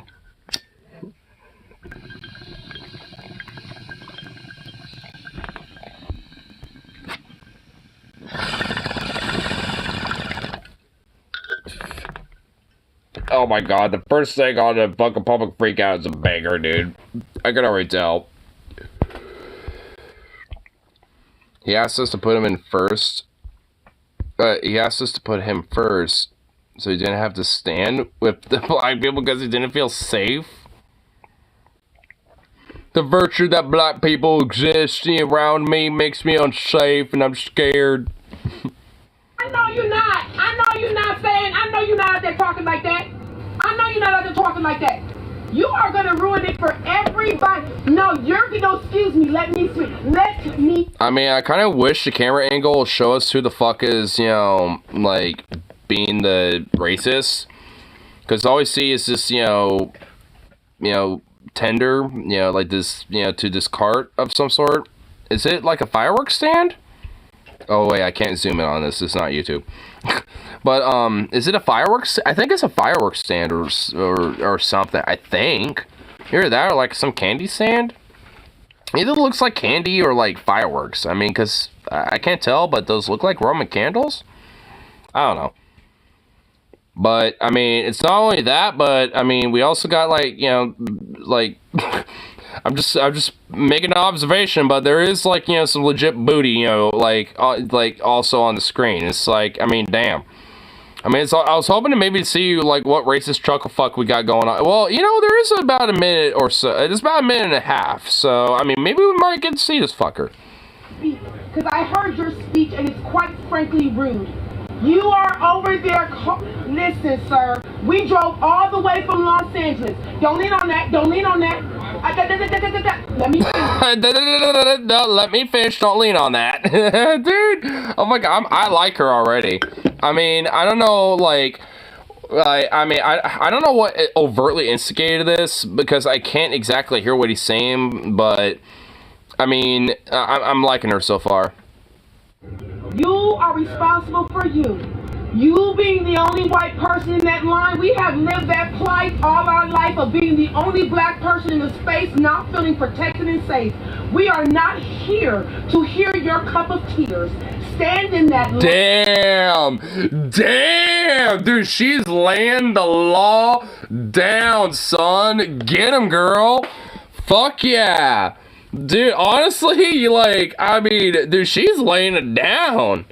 Do the best you can. Do not come over here bullying us. And the fact that you would pick up that phone and call the police because you think you're... He actually, this fucker called the cops over, like, what, buying candy or, like, what, Roman candles or something? I mean, I think it's a candy stand. I mean, it looks like there's a bunch of candy there. Like, the fact that he called the cops over the fact that he's, like, the only white honky-tonk Cracker Barrel fuck in line... You know, when, like, obviously he's in probably a more predominant black community and shit, when there's, like, a bunch of other black people in line, and he's the only white guy in line, and she, you know, being a black business, you know, like, cart tender, you know, out of LA, like, like, I mean, she's really legit, like, what she was saying earlier is not wrong whatsoever. Like, I mean, how do you think fucking Rosa Parks felt? How do you think, you know, so many black people during the segregation era fucking felt, you white-ass cracker fuck? I mean, seriously. Like, I mean, what? Oh, now you suddenly feel like, oh, I feel like I'm being sucker because I'm just, like, you know, in the back of the line, that's the only white guy here. It's like, fuck off, then. It's like, guess what, bro? I'm in the back of the line where pretty much literally everyone else's line is either like black and Hispanic or, you know, some other minority in between. You guess what? I don't care. Because guess what? We're all getting the same thing, whether it's like some tacos or, you know, some fucking like, you know, some t-shirt or whatever we're getting. You know, it's like, you know, there ain't no fucking rush. Like, I mean, goddamn. Being served properly and fuck it up for the rest of these people in the heat. I find it quite frankly selfish and rude, and I have nothing else to say. If you call those police on those people, I hope this community comes for you. That's rude. We are not here for you, we're here for all of you, and you're making it about you. Walk away. Damn. He don't call the police because he the only white person. He don't want to stand with all them black people because of the way they treat him. I know I did not. Did I hear what I heard him say? All my life I had to fight. Dude, she actually, like, looks badass, bro. Like, I honestly would not fuck with her, dude. She looks badass. She looks good. Dude, she, like, yeah. Dude, straight up, bro. Dude, I like the cut of her jib. Like, dude, if I was in line as, like, the second only white person in that line or some shit, just quietly being like, bro, you probably should just fucking leave, man. Like, you know, being, like, the one vocal white dude there, like, and eventually my turn came up, I'll be like, yo, here's, like, $10, dude. You just, like, laid the law on him, and that was fucking dope. And plus, like, she looks badass, dude. I honestly wouldn't fuck with her, bro. She looked like she would whoop some ass, bro. Like, I mean, she looked like she was kind of half tempted to whoop his ass. I mean, I don't know, bro. Like, with all them black I love, like, her. I mean, you can tell she's got some tattoos going on. Like, I mean, she's got, like, some full body tats, like, some arm sleeve tats and shit. I mean, and honestly, like, I like a woman that, you know, kind of does, you know, a buzz cut a little bit. I mean, that's not really, like, a common thing, you know, that women do and shit. So when it's, like, a woman doing some buzz cut, I actually appreciate that. I mean, it looks nice. I mean, you know, so, like, dude, I want to fuck with her, bro. I know I did not. Did I hear what? And then she also got some piercing, dude. She is, like, I wouldn't be surprised if she's into, like, you know, different, like, you know, like, punk scenes or, like, metal scenes and stuff. I wouldn't be too surprised if she's into some stuff like that. All my life I had to fight. All my life I had to fight. And you know what? Keep up the good fight, sister. Keep it up. Because, man, you got that spunk, dude. I feel like that guy's the kind of person to look at as confirmation when you reply you're on your own, man. He's probably call you a race traitor. Oh, he would, dude. I guarantee you that. I don't know what that fucker looked like, but I guarantee you he probably looked like the most trailer trash looking motherfucker, dude. I mean, honestly, it's just like, goddamn, dude. What, I mean, it's like, how fucking pathetic do you have to be where you feel unsafe just because there's literally a bunch of bad people in line to buy some product that she's selling? I don't even know what she was really selling. It looked like some food. I mean, she had some gloves on, so I'm assuming food. You know, she was probably making food. Like, she's probably a food cart, if anything. She probably has, like, a bunch of candies on display like that, you know, as like, snacks, you know, while you wait for your food or something like that. Because some food carts, even up here in Portland, will do that shit. So, I mean, like, that just kind of shows there's kind of like this whole like food truck / food cart like culture in LA, you know, too, just as much as Portland. Maybe not as much, but because Portland really got a strong culture about that. But I mean, LA got some of it too, evidently. I mean, it's just like, and also if you're so scared of black people, who in the fuck is feeding you, my dude? It's a black woman. So, like, my guy, why do you feel unsafe around a bunch of black people if you're getting food from a black woman? Like, does that even make sense? Like, huh? Is it because she's a business owner that she makes you feel safe? Is that why? Because she's established while, you know, people in line aren't in your mind? Because they might be some thugs or gangster gangbangers or some shit, you fuck? It's like, my God, bro. And you know what? Let's just hypothetically say they might be, you know, part of, like, you know, some local neighborhood gang or some shit. Who cares? They ain't there to fuck with you. They're there to grab some food. They don't give a shit about your ass. They don't care about your honk-tonk ass. It's like, goddamn. Unless you start shit with them, they don't give a fuck. They don't care about you.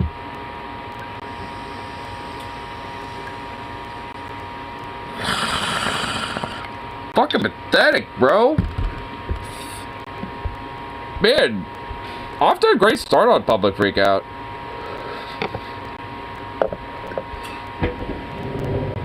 Here, two girls harassed by a Karen in a sauna? POV, we were talking in a sauna and a bitter lady starts screaming at us because we were told we were being too loud. Okay, it's not NSFW, so I'm assuming that nothing is being shown, so I think it's okay to show.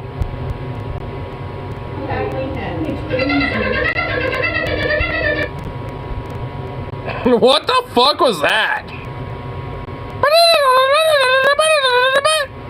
Was that like someone's imitation of the Batman thing? Like, what the hell was that? Ah! Oh, fuck! Is this a dolphin? No, it's just literally a psycho bitch in a sauna. This is literally a psycho. It sounds like a chicken having a seizure. Oh my god. What is even, dude? Like, okay, right off the bat, if you're in a public sauna, like, okay, I'm assuming it's at like one of those public pools, right? You know, you got like a pool, and you know, like this public, you know, for the people and stuff, and you know, and you got like, you know, different. Okay, yeah, you know what? Hold on, let me just fast forward just a little bit, and I'll continue my point just so we can get her off screen.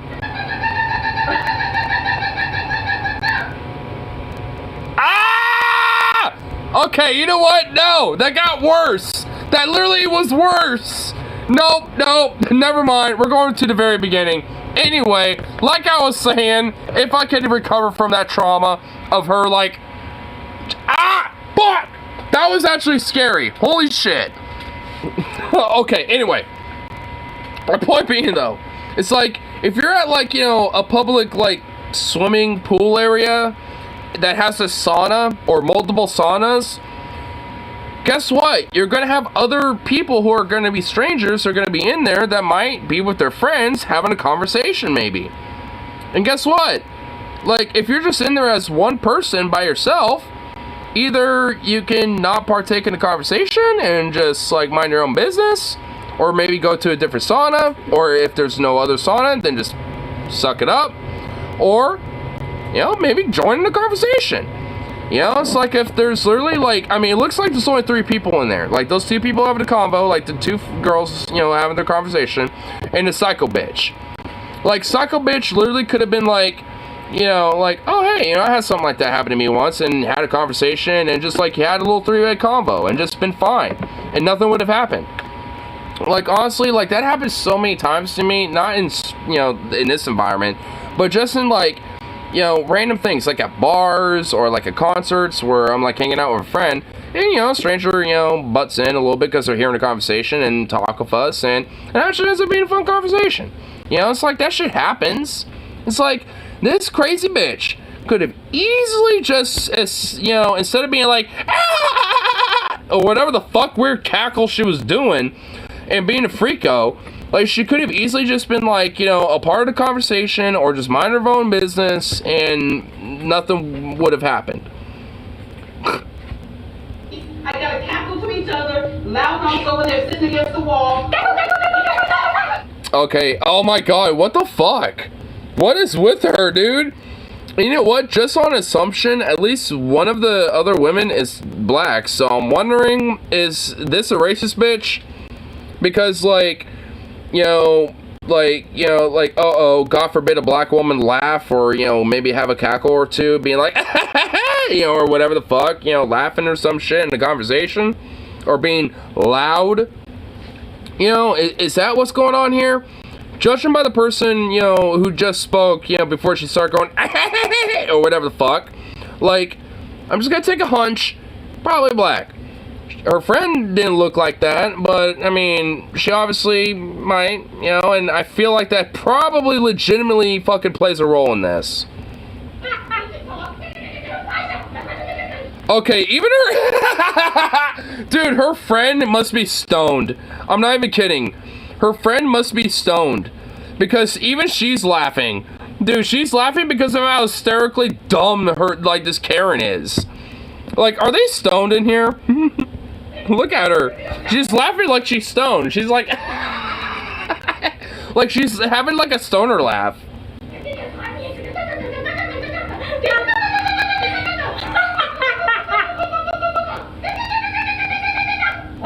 Wait, hold on. Who's making the fucking weird noises? Is it her? Wait, hold on. Who's making the noises? Is it her or is it the other lady?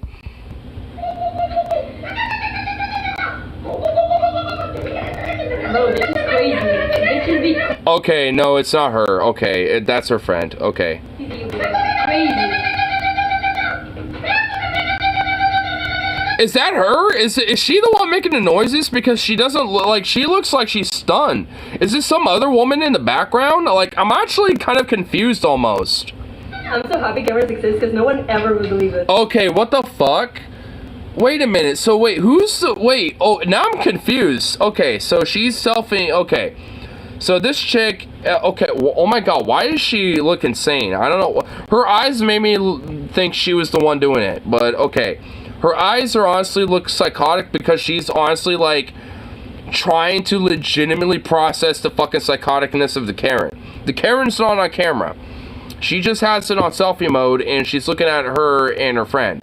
So that's what's going on here. Okay, she's not insane. Well, maybe she is, but she's innocent in this particular event. Like, Show us the crazy Karen. Yeah. Now record yourself talking and say, this is why this is going on in the song. oh my god. Record yourself. Dude, dude, the fucking lady who made the video first is starting to fucking mock her. Now she's doing that. Dude, she's doing it back at her. You know what? I kind of like these girls. Dude, they're great. Oh my god. Okay, you know what? Never mind. All right, now they're literally having that off. They're literally are fucking trying to one up each other. And this dude. Okay, bro. Her friend right here literally had a moment of existential crisis of like, who are my friends? Look at her, dude. Look at her. She's having an existential crisis. She's like, I am friends with this one lady who's literally mimicking like her, and I have a Karen. Like, she's literally rethinking her life right now. This lady right here is literally rethinking her entire life that led up to this moment. She's like contemplating her existence, bro. She's having an existential crisis. We're looking at the eyes of a woman who's in her existential crisis mode. Oh my god, bro. Holy fuck, this is actually kind of insane. This is, oh my god, I feel like I'm going crazy too. Like, I feel like I'm having her, like, existential crisis too, dude. I feel like I'm going for a crisis now. Like, what led me to this moment? Oh my god. What we're doing in the song. Should we get out and be happy people? Yeah. Let's get out and be happy people, yeah? How much you want to bet that there's gin in that fucking, like, water bottle? I mean, honestly, I mean, they are, like, having too much fun with this lady. You know what? This is an inside joke between these girls. They're gonna, like, literally be like, yeah, they're literally gonna have, like, a little fucking secret handshake because of this moment. They're literally like, hey, should we bail? Like, oh my god, they're making, dude, they made a secret handshake out of this event. You know what? You know what? I'm back on the train of, like, I kind of like these chicks. I kind of like them again. You know what? Like, I like them now. Because now they just literally made a secret handshake out of this shit, dude. They're like, yeah, want to bail? Let's bail. Like, they fucking are making it. Dude, I love how they're fucking on this Karen so much. They're literally going to make her a meme, an inside joke for them, like, bailing out of places and shit. Oh, my God. Dude, okay, you know what? I kind of like them. I like it. Oh, my God. Man, what? Wow. That was honestly a fucking trip. Holy shit. Oof. The laughing girl from the week. You know what she reminds me of? Oh, no. You know what? Oh, my gosh, she does. Oh, my god. She really does, bro.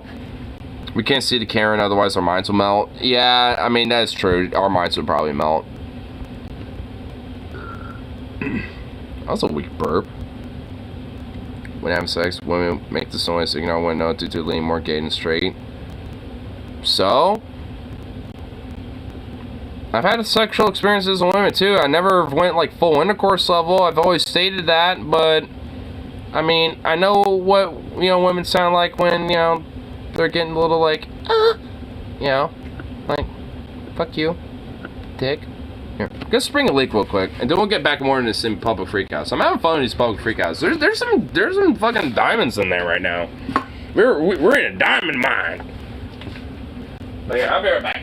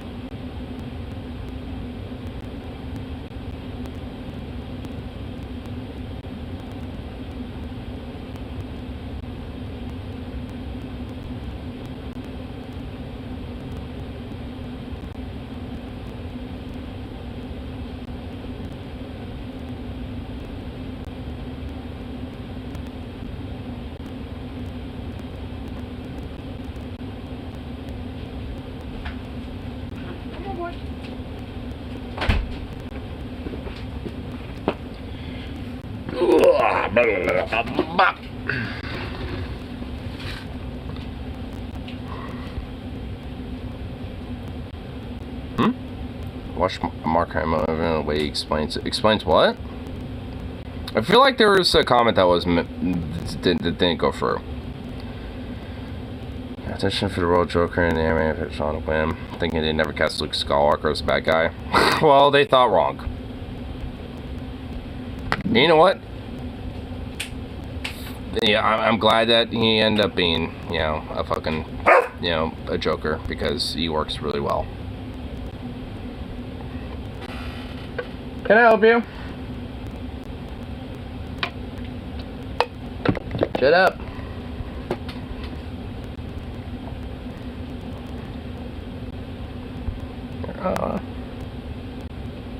Oh, we've seen this. Oh man, there's a classic on the public freakouts. Buzz Aldrin punching a fucking moonlander skeptic. We've seen this before. You really like your picture, don't you? You're the one who said you walked on the moon when you didn't. Calling the kettle black, if I ever thought of it. Saying I misrepresented myself. Away from me. You're a coward and a liar and a thief. You're a coward, you're a liar, you're a BAM, bitch! Get fucked. Oh, dude, I love it. And a liar and a thief. And a thief. Just get fucked, bitch. And then he just disappears too. Boom. Dude, look at his face too, dude. Look at him. He's like, you get away, you fool. Oh my god, dude, I love it. Oh man, this is such a great clip. Saying I misrepresented myself. Away from me. You're a coward and a liar and a thief. Never thought of it. Coward and a liar and a thief. I love it, dude. It's so great. Oh god, that's so classic. This is beautiful. It's just great. It will never get old. That will never get old. Never. Brigadier General, astronaut, fighter pilot, and American hero. This is one man you don't call a coward and a liar unless you're trying to get punched. Exactly. True. That is truly a man you do not fuck with. I don't care how old they are. Like, I mean, because if they can't punch you, then the rest of society will collectively punch you in the face for them.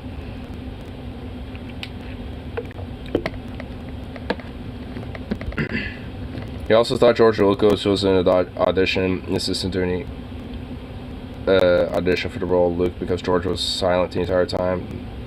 CIA body double? Huh?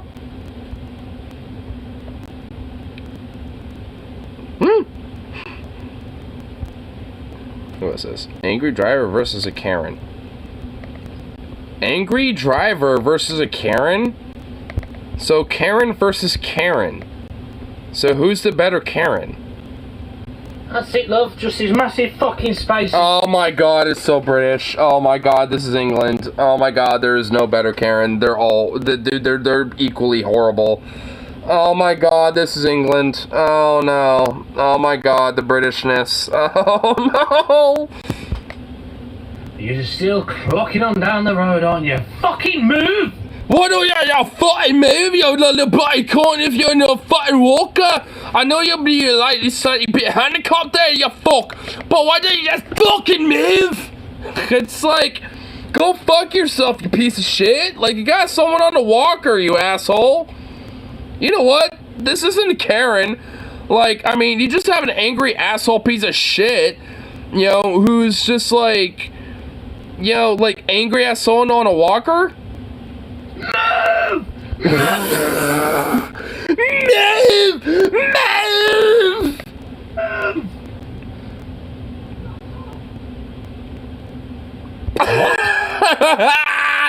Now she hurt, dude, she hurt him. Yeah, when you're screaming move like a fucking like inbred honky-tonky fucking Brit bongin', like, I don't know, maybe she might hear you a little bit. Why don't you move? Why you move?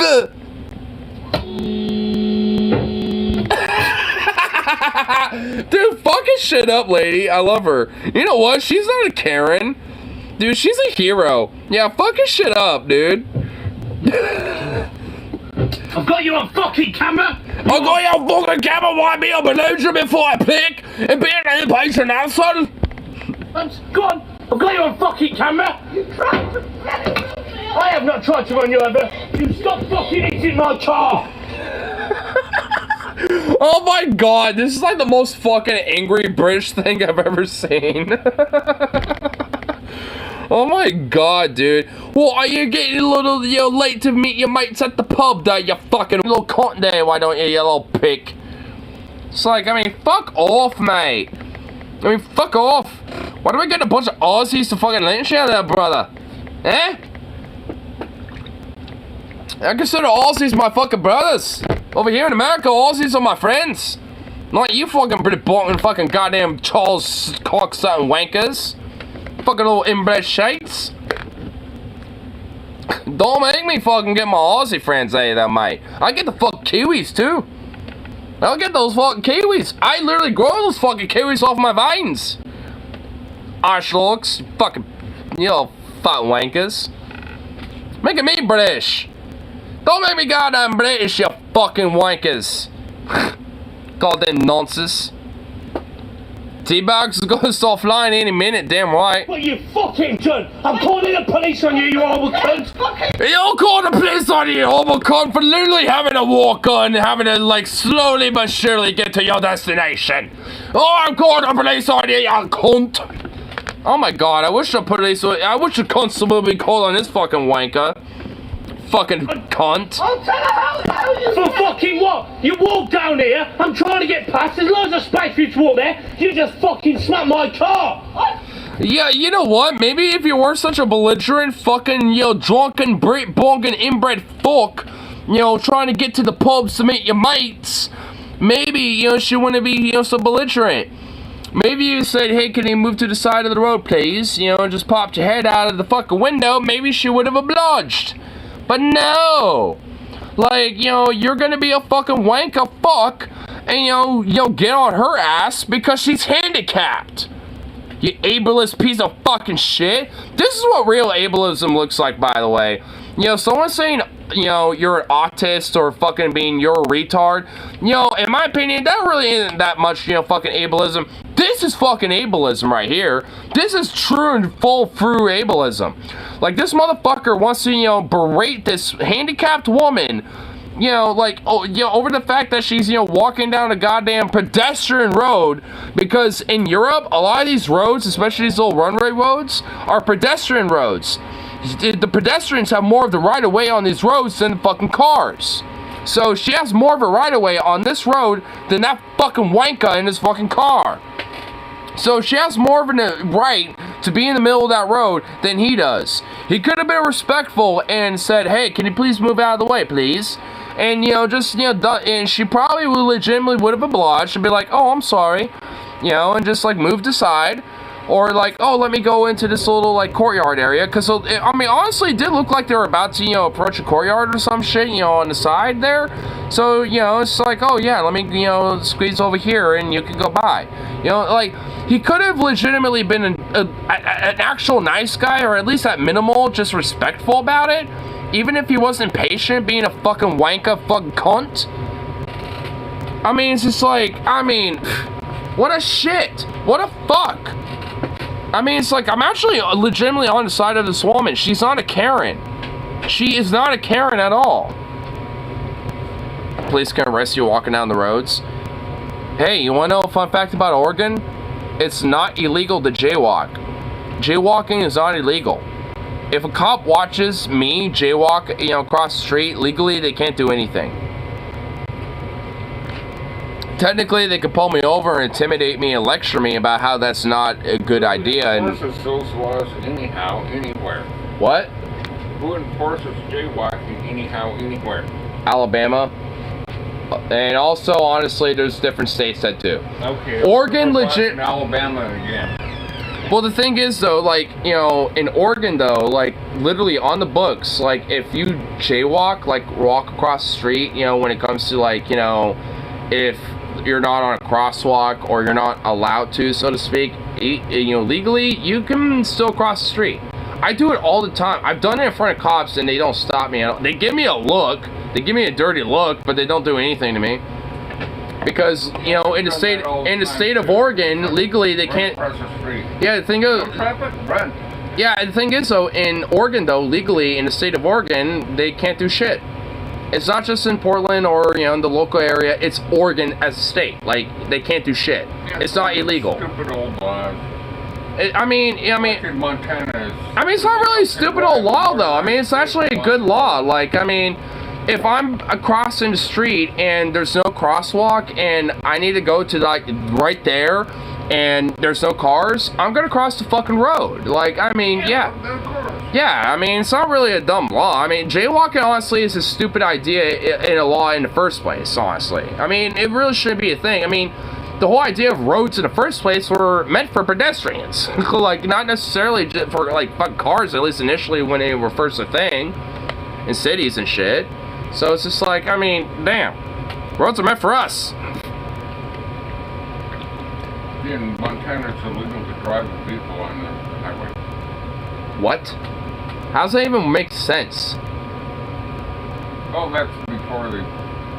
That's a... No. Okay, that's like a... Is that like on the books but not enforced type of law? Oh my god, I love those laws. Back in the horse and buggy days. You know, because it scares the horses, you can't drive them. Oh my god. On the highway. Wait, is jaywalking without looking without using a crosswalk? I mean, it's across the board. At least in Oregon, it's across the board. If you cross the street, whether it's a crosswalk or not, it's not illegal. You can do it. Cops can't do anything to you. They could probably pull you over and intimidate you and be like, you can't do that, blah, blah, blah. They'll try to maybe stop you from doing it, but they literally cannot give you a ticket. They can't arrest. They can't do anything to you. And if they try, then you got a court settlement and you got a fucking court case that you would win. So... At least in Oregon. I can't say for the rest of the states, you know, but at least for Oregon specifically, that's how the law is. You don't want okay, I can pull you over for an excuse, breaking the law. You're driving a vehicle, motorized vehicle, on a road. Oh my God. Well, my roads are built for vehicle. It's almost like infrastructure vaults for most modes of travel. You know, Portland is actually the most closest form of that, probably in the United States, because, you know, Portland is also very pedestrian friendly. But still, guess what? Has a lot of cars, and also has things like public transit, like buses, light rail, and all sorts of other shit. So, guess what? Roads around here, despite being very pedestrian friendly and have bike lanes and people walkway lanes and things like that, are also available for cars too. And, you know, there's infrastructure in accordance for that. And Europe has it the same way too, by the way. Like, you know, when I was in Iceland, do you think Reykjavik, you know, when it came to the roads there, you think it really was much different? Outside of being predominantly very European and shit, obviously, it really wasn't much different than over here. I think car hate is moronic. What the fuck do you even mean by that, dude? R2B, but that doesn't mean that to do away with constant personal cars. I don't think anyone's inherently saying that, though. Okay, so, like, yeah, okay, look, dude, where's this coming from? Because, like, this idea, okay, dude, you really, like, I mean, I kind of, like, just to be a little blunt, I get a little frustrated with this, you know, conversation with you, just a little bit, because I think you think that, like, because we're, you know, me or Rip City or anyone else that is very critical of the automotive industry and our infrastructure around, you know, like, public transit, or, you know, having, you know, like, light rail, or, you know, whatever the fuck, like, that is somehow meaning, let's go back to literally the horse and buggy, like, let's literally ban any form of car and every form of vehicle and form of personal transportation, like, let's literally ban all of that unless it's, like, a bicycle, like, no one's saying that, at least here, on my specific channel and its platform, no one's saying that shit. I don't know about anywhere else, but here, no one's saying that shit. I've seen some leftists, some radicalists. Well, guess what? I'm not some of those leftists. And in fact, most probably don't really advocate that shit. Probably except Voshpa. Yeah, no one except Voshpa. Well, even then, I've listened to enough Vosh to where even he isn't like this. Like, I mean, he's fine with people having personal vehicles, but he's, you know, pro the idea of having, like, better train infrastructure and shit, which I am too. He's, you know, but he's, like, really the same page as, like, you know, someone like Rip City or, like, me. Like, we want better high-speed rail. We want infrastructure and roads and cities built around being pedestrian friendly. That doesn't mean that, like, cars as a concept are just like, fuck that shit and ban it. No one's saying that. Like, I mean, that's just, like, unrealistic. I mean, we can regulate it to the point where we can make it more safer and more green and also more compact, to where they're not like F-250s and they're, like, you know, compensating for your tiny fucking chud dick. I mean, it's like we can easily, you know, like, make, you know, the automotive industry and driving around more safer and efficient, while at the same time having things very pedestrian friendly. Like, that's what I advocate for, and I always have. I'm very critical of the current automotive industry, especially in the United States, infrastructure and all, because of how fucked it is. That doesn't mean that, like, cars in themselves are inherently a problem. And you know what? If there are other lefties that say that shit, then fuck them. They're kind of dumb. If they're like, oh, go back to the horse and buggy, or like what you were saying earlier, like, you know, what? Like, some lefties say having a personal vehicle is racist. Like, I mean, I literally have never heard that before, but you know what? If there are people that say that, then fuck them. They're dumb. I'm sorry, but they're stupid. They are missing the point, like, you know, 5 miles away from what the initial point is. They're dumb. Sorry, but that's just how they are. You know, it's like, maybe they have good sound ideas with all sorts of other shit, but when it comes to this type of ideas, they're stupid. Like, I mean, they are. I mean, it's like, you can like, I mean, because, I mean, look, I mean, obviously, I mean, like, we're not going to look at this video anymore, but, I mean, look at this, though. I mean, this is a road, it's very pedestrian friendly, But nonetheless, cars can still drive on this road. And the thing is, because you had some asshole piece of shit who's impulsive and reactionary and can't handle the fact that you have someone walking in the middle of it, like, because it's a very pedestrian-friendly type of road, because Europe's roads and infrastructure is more predominantly based around this type of infrastructure right here that you're seeing. Like, I mean, because you have one asshole that, you know, is impatient because of a pedestrian, doesn't mean that this infrastructure and this type of idea isn't bad. It's better. This is better. You know, and because you have some roid rage, you know, fucking, you know, driving piece of shit that wants to fucking rage out over the tiniest little thing, that doesn't, you know, nullify any of it. I mean, I see it more from the tankies than our side of the left, but over time I've noticed it seems to filter down. I mean, tankies are like at the bottom of the barrel when it comes to leftism, in my opinion. I don't think that's like filtering down. That would probably, if anything, filter up. And I don't think that's the case. I mean, you have to understand that in America, the automotive industry and the fossil fuel industry, which is tied to that automotive industry, is, you know, fundamentally why we have the infrastructure that we do in the United States, and is why we have such a strong grip and such a, like, disproportionate, like, absurd size comparison to vehicles as well when it comes to European or even Asian made vehicles. On top of that, like, and also when it comes to fossil fuel consumption and when it comes to gas consumption, all these different variables are played into the automotive industry and the fossil fuel industry specifically. They're at fucking fault for all this. I mean, it's like, it's not inherently individual failing. It's not inherently like, you know, because someone happens to have a car or someone, you know, is a piece of shit or whatever the fuck. It's not this type of shit. You know, it's fundamentally an entire industry that has lobbied a fucking government over literally a fucking century, you know, that has led up to this type of point. That's why we're in the position that we're in. Like, it's, I mean, you know, it's not because of, like, you know, cars bad, though.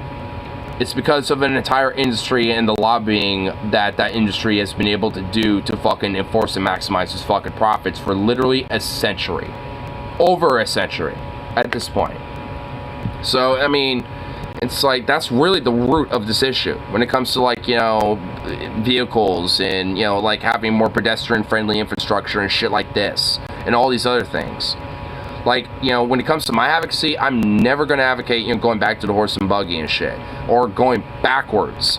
Like, I want to move forwards with this shit, because that is possible, and it's, you know, in the future of this is more pedestrian friendly type of transportation infrastructure. And, like, that doesn't mean that, like, personal vehicles are no longer a thing. They still will be a thing, but it's like the future is, you know, going to see that, you know, more as kind of the back end a little bit. Like, if you know, like, I mean, at the end of the day, I mean, because at least, you know, if we're gonna, you know, look at least Europe as a little bit of an example with this, I mean, we see it already with a lot of different European countries. Like, a lot of the personal vehicle, you know, transportation is kind of more on the back end. It's still there. People still use it.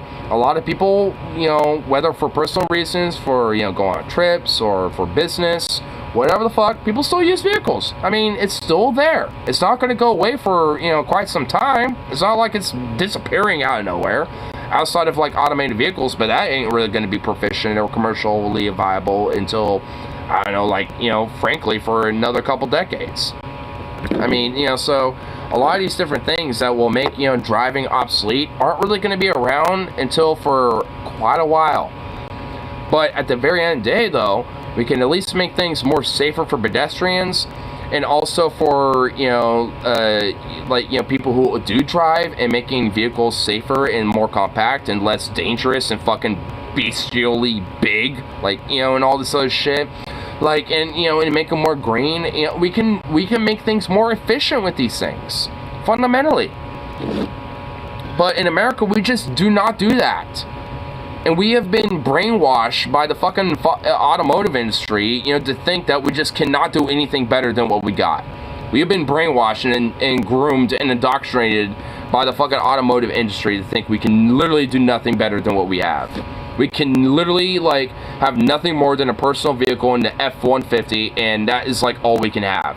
Like, we can literally not think of anything else beyond that shit. Like, we've been ingrained as Americans to think, you know, that and nothing else. It's like, I mean, it basically goes down to the idea that it's easier to think of the end of the current world than think of a totally different world and new, you know, when it comes to, like, the whole utopian mindset. It's like, it's easier to think of the apocalypse than a utopia. Like, I mean, it's like the same thing, but for the automotive industry. It's like, it's, you know, it's easier to think of, like, just having what we got and just having a more modern version of it, you know, versus, you know, having a totally better fundamental idea of what this is. I just want to walk 10 miles to the store and back with groceries multiple times. And you shouldn't have to.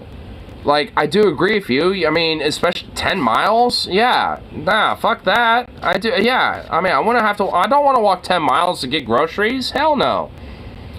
It's convenient. Dude, I mean, the thing is, though, like, I mean, I don't think you're missing the point of what I'm talking about. I'm not saying that, by the way.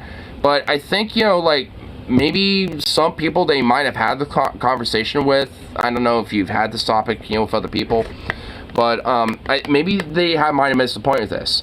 For me, it's like I advocate for being able to expand and also even subsidize more pedestrian-friendly forms of transportation. And that includes, like, you know, even like, you know, like whether it's like, you know, buses and stuff. I know you personally aren't a big fan of that, but that's why I also would think, you know, having, like, you know, different things like bikes, scooters, and different pathways and different, you know, pedestrian-friendly forms of transportation where that could be accessible in routes, you know, for those things to be accessible at, you know, kind of like how Portland is in a lot of ways, you know, where even if something is like a couple miles away, it makes it so much more easier to make that type of trip when you have, you know, an easier form and a more direct path, you know, to something like that, you know, when, you know, if you're like walking or driving, you know, it'd be a little different. But nonetheless, at least you would have a little something that would be more efficient. And, you know, it's like that, you know, that's what, like, you know, I'm a major advocate for. Because, you know, what I want to advocate for is the maximization of convenience when it comes to where you live. Like, when it comes, that's why, you know, being more pedestrian friendly, you know, is what I advocate for. Because really what that is an advocacy of is a maximization and an advocacy of convenience. Is making things, you know, more closer for people so they don't have to, like, have a car necessarily, you know, to, you know, go from either point A to point B or get groceries or walk 10 miles to get groceries or whatever the fuck. Like, I mean, you know, they don't have to worry about that. And because, like, other countries have been able to figure that type of idea out, at least to some extent. So what's the problem here in the US? Why is it an issue here? Why can't we just not, you know, figure that out? And that's rhetorical, by the way. There's a multitude of different answers. Like, we obviously know why. But it's just like, I mean, it's a wonder, you know, like, why, you know, we have the issues that we do when it comes to these different factors, especially when it comes to things like convenience. I'm just lucky that I live in an area that when it comes to, like, being pedestrian friendly, like, Portland is kind of strangely, legitimately kind of unique with this. Like, I want to know why, like, Portland has bureaus instead of departments, you know, when it comes to, like, its city government. It's because legitimately, like, Portland is, like, kind of a mixture of a European/American-based type of governmental, you know, system. So, like, basically what you would consider a department, like, you know, instead of the Portland Police Department, it's the Portland Police Bureau. That's why the cops in Portland are known as the PPB, not the PDD. There's a reason why there's that distinction. And also same thing for the fire department. The Portland Fire Department is not the fire department, they're the Portland Fire Bureau. So it's like there's kind of, you know, a little bit kind of a Euro-esque, you know, sense of governance, at least with Malton County / Portland. And it kind of bleeds out a little bit, you know, to the rest of the outer areas in the greater Portland metro, which includes my area as well. And it's a benefit. And it's like legitimately, you know, is, you know, it creates like a very minimal, like, aspect of being able to go from point A to B, depending on where I need to get to or where I want to go. And the fact that, you know, these different aspects of public transportation are available makes it so much more easier to even go to different cities. Like, I mean, I took public transportation to go to Seattle for a night.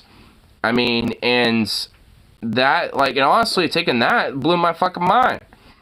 I mean, and there was barely anybody on that train. So it's like, when it comes to public transit, when it comes to trains, like, there ain't barely anyone on that shit. So it's like, you basically got a fucking cabin to yourself outside of, like, 3 other people. And they're basically on the either opposite ends of the cabin. Like, they're in their own little zones. Like, and, so it's legit. I mean, it's like, whoa. I mean, America couldn't have so much more. It could be doing so much more when it comes to this shit. It really could.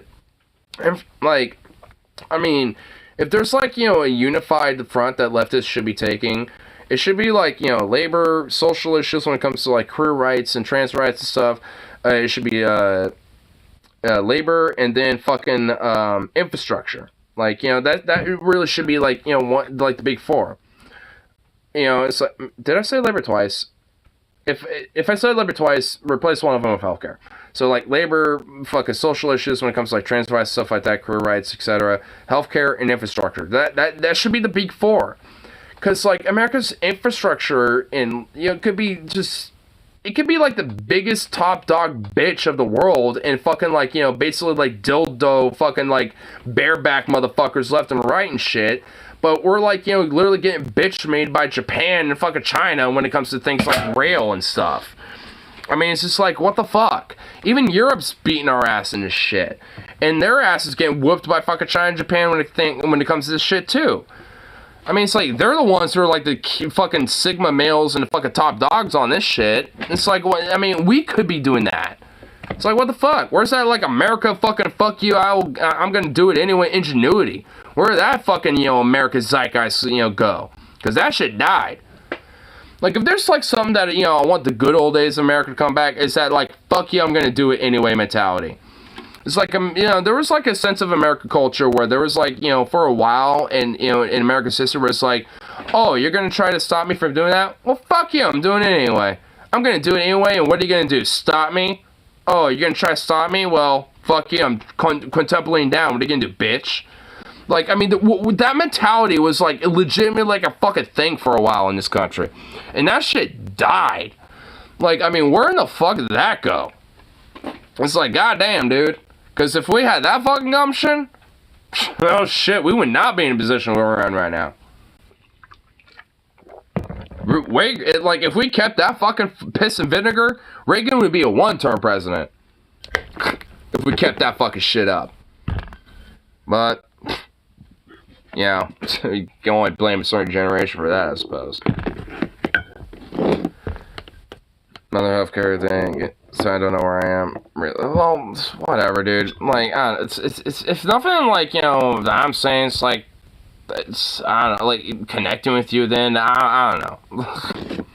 Like, I mean, it's like, at the end of the day, it's like, I mean... it's like, I would still advocate, for the betterment, of everybody, especially when it comes to, the core root of, career rights and, liberation and labor liberation. But, it's like, if anyone else is, like, gonna be like, fuck it, then, well, whatever. I'll be the one voice for it then. I know I'm not the only one voice for it, but I just don't see a problem with cars. Okay. Like, dude, alright. Like, when it came to my whole thing about, like, infrastructure and pedestrian-friendly stuff, like, when it came to that entire thing I was talking about, was there anything that I was saying that was, like, fuck cars, they're fundamentally the problem, and shit like that? I literally said in my rant about that, my little ramble about it, that the root of that type of shit is the automotive industry and the fossil fuel industry. It's not cars or trucks and shit like that inherently. It's industries. It's the capitalistic industries, not the fucking products they make, which includes cars and stuff. Like, I mean, like, I even prefaced that at some point. Like, I know that much. Like, I mean, I never said that cars are inherently a problem. I mean, they are part of it because of those industries, like I said. But, I mean, you can have more efficient, safer, and even more climate-friendly forms of these things. So it's like, I mean, I don't have an inherent issue with that shit. So it's like, where did my type of, like, where in my type of shit, did, like, that come into play? Where, like, cars are inherently a problem? I mean, I got, like I said, I do have problems and criticisms about that shit. Like, I'm not gonna fucking eschew that. Like, I definitely do. But at the end of the day, like, inherently as a core root of what really the problems are, they're just mainly a symptom of it. They're not the issue. They're a symptom of the issue.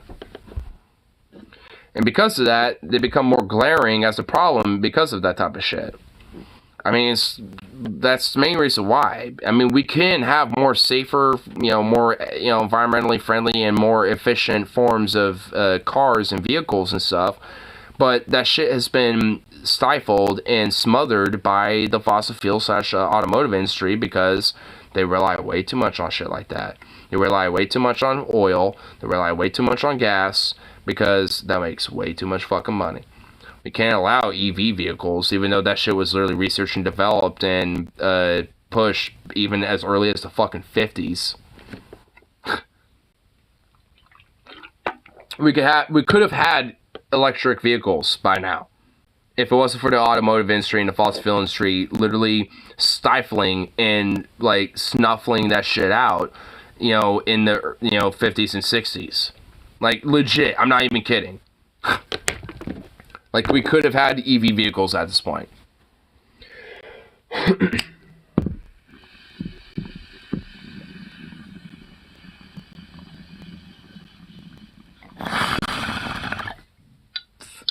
Cats are insane. 12 cats? Wait, how did he get 12 cats? What the fuck? Having a private car is white privilege, and we want to take that away to force whites to mingle with people they don't like. What does that even mean, dude?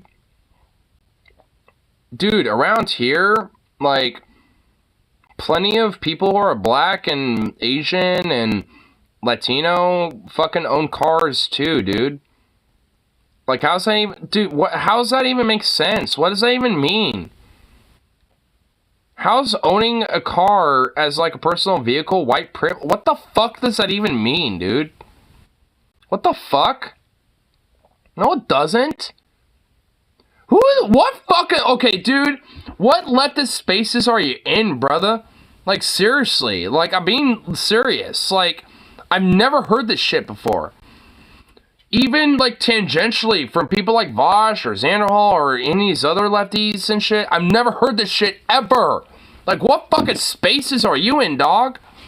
Because, like, god damn, I've never heard that before. That's throwing me for a loop. Dude, like, what? Let me just tell you a quick little, like, story really quick, actually. Like, I'm not even kidding. Like, there's a Uber driver who my mom actually became friends with a little bit because he became, like, one of her main drivers when it came to, like, going different places, while she's at the physical rehab place that she's at right now. And he's a black man. And, he's actually about my age and maybe a little older. And, and this guy, not only does he have a personal vehicle that he uses for Uber driving, he also has bought, just kind of like my friend Harley in a way, he bought his own Cadillac, not a Thunderbird, but a Cadillac in this case, and has personally, on his own, built that shit up, like, entirely. Like, on his own. Like, not only is this, black man got one vehicle, but he's built up a second one, to make his own personal, like, whip, basically, when he's hanging out at different car shows, because he intends, to use it to go to car shows and shit like that, and all that type of stuff. Like, he's like an automotive guy. I mean, and it's like, and he's, like, legitimately a really cool dude. Like, he's also, like, really into music. I mean, he's kind of like a music journalist, in the sense that I am. Like, I mean, when I've talked music with him, like, I mean, I was actually kind of surprised about some of the, stuff that he would talk about when it came to music. I'm like, oh, shit, he's, like, into punk and stuff like that, and, like, ska and shit. And I'm like, oh, fuck. And it's like, oh, shit. I mean, it's like, the dude is, like, legit, like, a very, like, diverse, creative, like, open-minded dude, and is a very big automotive nerd, you know, and has 2 cars that are personal to him. One is for business, and one's for, you know, just his own personal shit. It's like, and this is a black man in my fucking town and shit, in my local area. And it's like, I mean, so how in the fuck is that quote-unquote white privilege? Like, where in the fuck is the privilege in that shit? Like, I mean, huh? That just by proxy don't make fucking sense. It's insane. Like, and also, he's not the only motherfucker that, you know, is like that, by the way. There are plenty of other black men out there, and black women too, and plenty of fucking Latino and Asian folks that, you know, like, even whether I've tangentially have heard about, you know, around here, or just can see just because they're driving around, you know, driving around in their own personal vehicles, you know, like, you know, doing their shit, you know, whatever the fuck. I mean, it's like, I can literally see it. So where's the white privilege? Like, how in the fuck does that make sense? That's insane. I mean, you can literally go on Craigslist and find, like, a little beater up that you can, like, you know, if you have at least some sort of automotive acumen, can, like, you know, build up a little bit and have your own personal fucking whip for, like, literally less than $1,000. Literally less than that shit. I mean, it's like, goddamn. I've looked on the Craig, and, like, dead ass, I've seen vehicles that are running, like, legitimately running, and just need, like, some tweaks and, like, some work every now, you know, and shit. You know, like, maybe some parts replaced here and there. But nonetheless, they run for literally, like, $800, $900, $1,000 and shit. I mean, it's like, for stuff that doesn't run, it's probably like $500, $600, $700 and stuff. But all you have to do, even in those circumstances, is replace a couple parts. So it's just like, I mean, as long as you got some acumen with that type of shit, I mean, it's not that expensive. Like, there ain't no privilege to that shit. If you, honestly, it just takes some gumption. Like, and that, even like with things like the Facebook Marketplace and stuff like that, I mean, there's ways to where you can get a vehicle. Like, there ain't no fucking white privilege at that shit. I mean, when it comes to, like, a dealership, maybe. But, like, beyond that, hell no. Like, I mean, I guess, like, what? A poor, like, working class privilege of, like, you know, fucking having to figure shit out? Because, you know, when I get my personal vehicle, guess where I'm gonna go? Craigslist. Dead ass. I'm not gonna go for a dealership. I'm gonna find someone that's got, like, you know, some used van or some sedan or some shit and fucking buy it off of their ass. That's how I'm gonna do it. Like, straight up. I ain't gonna go for a dealership. Fuck that. So, you know, I'm like, I already got a plan in mind, and it's gonna literally be for, like, you know, that third-party type of shit. Because, I mean, it's cheaper and also, like, easier. And all, I mean, and frankly, I mean, even if I have to replace a part or two, like, it's, you know, it's not that big of a deal. I still got a running vehicle, and hey, you know, it's like, I mean, it's got a little touch of love. It's got a little gristle on it. Ain't nothing wrong with that. Sounds like some lid cup shit trying to take jobs away from the hard-working oil execs. I mean, for real, dude. Dude, it's so stupid. I mean, it's white privilege, you know, of owning a personal vehicle. That is so stupid. Venom's been hanging out in PsyOps. Or, dude, I mean, for real, honestly, like, Venom, are you hanging out in, like, some weird Facebook, like, quote-unquote leftist groups that are actually, like, you know, PsyOp, like, Fed groups or, like, you know, right-wing groups or something? Because, like, like I said, I've never heard of these takes before. The idea of having a personal vehicle is white privilege. I've never heard of that before. I live in Portland, a very progressive, very lib, like, oh, you got privilege if you got this or that. Like, the whole privilege thing is thrown around a lot up here. I'm not even kidding. Like, the whole, like, you got privilege is a very big thing in Portland. Like, because of how woke, you know, and how progressive and lib and lefty, you know, Portland is. I'm not even saying that as a bad thing. I'm just saying that as an observation. That's just how it is up here. Like, I mean, the whole idea that you got privilege up here is very considered, you know, with a lot of people up here. So it's like, and with that in mind, I have never heard that before. Never. And I live in a very woke, pretty, like, you know, fucking progressive area, dude. Never heard it before. That's just insane. Catman's memes for Vanguard teens. It's a comedy page that's posted cat pictures of comedy takes. What What the fuck, dude? Like, that, why do I feel like that actually is kind of a psyop? Either by, like, a right-winger or, like, you know, the feds. Because cat memes, like, everyone's down for cat memes. But then you got, like, blatantly retarded as fuck, quote-unquote, commie memes, you know, interwoven within that. I got a few red flags, and not the good red flags either. I got bad red flags, you know, kind of, you know, propping up. I don't think it's right-wing. So that makes me think it's a Fed. Whoever runs that shit might be feds. Maybe that's my paranoia, my conspiracy brain talking, but red flags, you know, that are not good say that are feds. They also post about Uhuru. They're feds. They're feds. You know what? Because you, whatever that is, Uhuru is black nationalism. Hotep shit. It's literally Hotep black nationalism shit. Like, yep, dude. That's a Fed page. That, dude. Those are feds, bro. Oh my god. Either that or they're cultists. They're either like communist cultists, like, you know, fucking Black Hammer, or, you know, like what, you know Ghazi Kozo? You know, Venom, like, we know Ghazi Kozo, right? Back in DP. Like, that guy is literally the head of Black Hammer, a communist, Hotep, fucking black nationalist cult. Like, dude, you either are in, like, one of those pages, or, unironically, like, in one of, like, a page that feds have put up. Like, one of the two. That's the Alabama Socialist page who are posting. Well, they also sound like a bunch of fucking feds. Or a bunch of black nationalists. Which are basically fucking racists, you know, and, you know, basically white supremacists, but they're black supremacists instead. Like, they're racist, but against white people. Like, basically, that's pretty much just what's going on. Like, they're black supremacists, basically. Like, they're pieces of shit, honestly.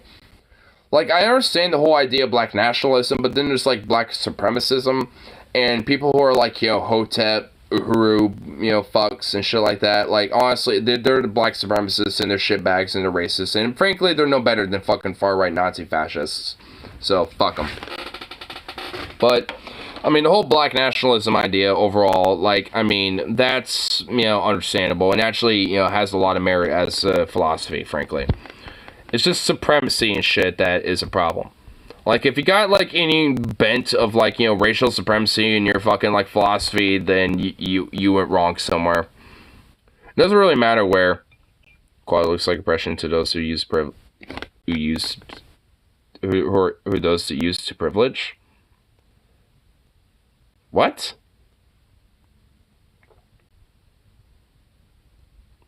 You do realize what, like, the black supremacists slash, like, a Uhuru, like, Hotep, Jesus types are, right? Like, they're anti-Semites. Like, they literally think Jews are, like, a plague on society. Just as much as Nazis, you know, think Jews are a plague on society. Like, dude, are you sure, bro? Do you really want to, like, you know, go down that rabbit hole, bro? Like, these weird Hotep, Uhuru, that, like, dudes and shit, like, they're fucking, like, unhinged. And also anti-Semitic. You literally can't be racist against white people. Sure you can. Like, you can be racist against anybody of any race. Like, anyone can be racist against anybody. Like, I mean, you know, black people can be racist against Asians, Latinos, white people. White people can be racist against, like, Latinos, Asians, Middle Easterners, and etc. Like, Arabs can be racist against black people, you know, Europeans, you know, fucking Asian. Like, dude, like, like, anyone who happens to say you're inferior and I am superior to you because of my race is a racist. It doesn't matter what fucking background there are. They're racist and they're a piece of shit and they're a fucking scumbag because of that fucking idea. Regardless of what background they're from. Whether they're a racist, you know, because they're a fucking Nazi white supremacist, or one of these weird, like, Hotep fucking black supremacist fucking weirdos, or whatever the fuck. Or, like, yeah, it doesn't matter. Like, a racist is a racist is a racist. It doesn't matter what fucking, like, you know, stripe you fucking paint it as. I mean, it's like, you ain't gonna fucking change that. We did the original Sin of Slavery. We're lucky they don't want total deserve engine. Dude, well, like, these black supremacist types I'm talking about, I mean, they kind of think like that, though. Hence why, you know, I think they're a racist piece of shit. The thing is, though, most black people are not like that. That's like a minority of, you know, black folks and shit. And, like, and they're unhinged and they're crazy, but they're a minority nonetheless. So, I mean, I don't even really think they're, like, that fundamentally a problem. They're just, like, a very loud voice that's just really annoying and stupid. Just like any other fucking racist, far-right, reactionary fucking idea and group. So, they're really not that much different from any others. They're just very small because of, like, how, like, predominant, you know, white supremacists are in this country. Because you got, like, a lot of fucking white Nazi fucks and shit, you know, so it's like, I mean, you know, when it comes to, you know, the whole supremacist thing and shit, like, I mean, you got whites that are very more predominant here in the U.S. about that, so they're not a big voice over here.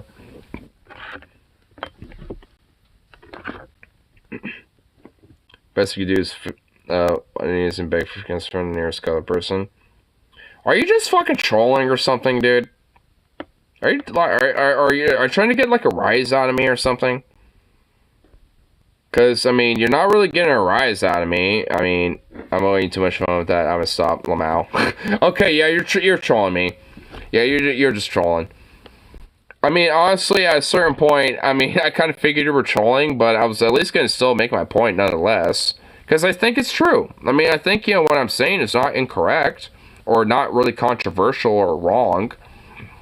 Like, I mean, if you literally think your race is superior and everybody else, you know, that isn't your race is inferior and deserves to be subjugated against, then you're a racist and you're a piece of shit.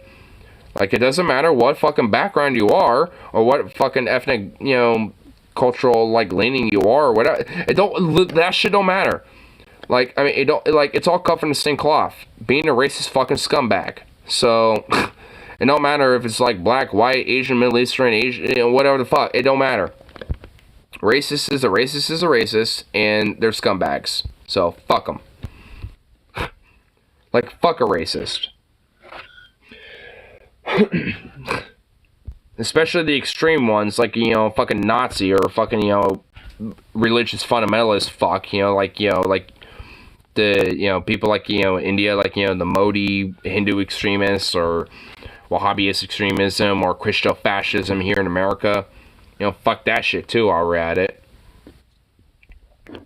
Or we might have a raw meal made. Yeah, I kind of agree with that. I feel ya. I like the pony elf look. I kind of do too, a little bit. But I kind of like Caitians, though. Caitians are kind of cute. But then again, I'm a furry, so... I'm gonna think they're cute because they're just felinoid, anthropomorphic, furry alien creatures, and I'm obviously gonna be down for that. So,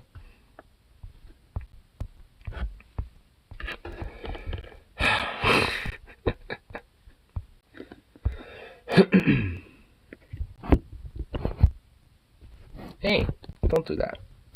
There we go.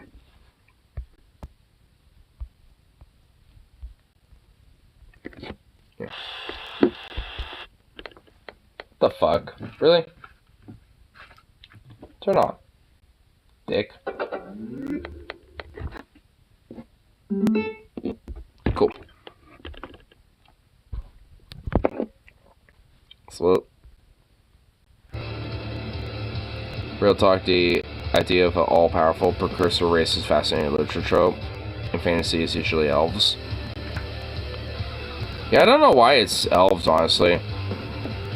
Why can't it be like dwarves or some other shit? I know this is never humans. It's either like elves or like some other race. It's like never dwarves, never humans or orcs or anything else, but There should be like a sci-fi or like a fantasy universe where like orcs are actually like, you know, the superior like intelligent race or something. Because orcs are always known as like being violent, reactionary, like bloodlust, like ugh! You know, like fucking putting an axe in your face. And then got like dwarves, which symbolically are used as like, we will literally be in the mountains and mine everything. Diamonds, ores, rubies, and more. Like, we'll mine it all. Like, I mean, you got like dwarves, like in most fantasy, it's basically like a summation of that. You know what? You know, hold on. There's actually a fun song that's tangential towards that. And now I'm thinking about it.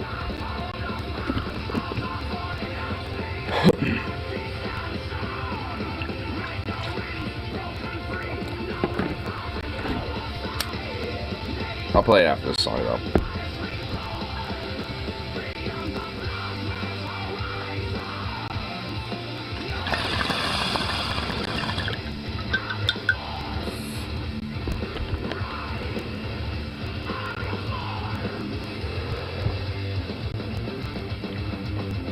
Xbox paid off. After how many years, dude? Bruh. Now to get a PS3 because Hop Damn the Spider-Man trailer's fire. Do not, dude. Don't do that, man.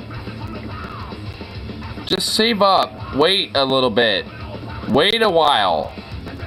And also wait for the game to update and get some DLCs, and then you can get like the Ultimate Edition or whatever the fuck, you know, later down the line when it's cheaper. And then you get literally everything. So, 2 words, PC. True! PC.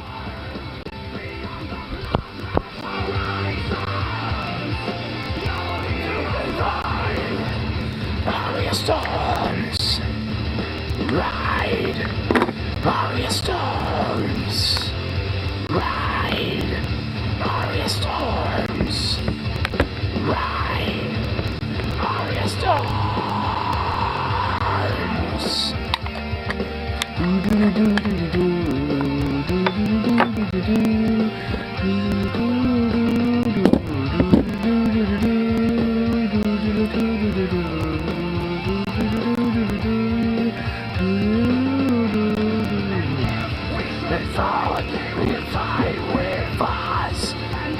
We shall fall, we'll fall with us. Now we have this prophets out. Now we have voices of life to press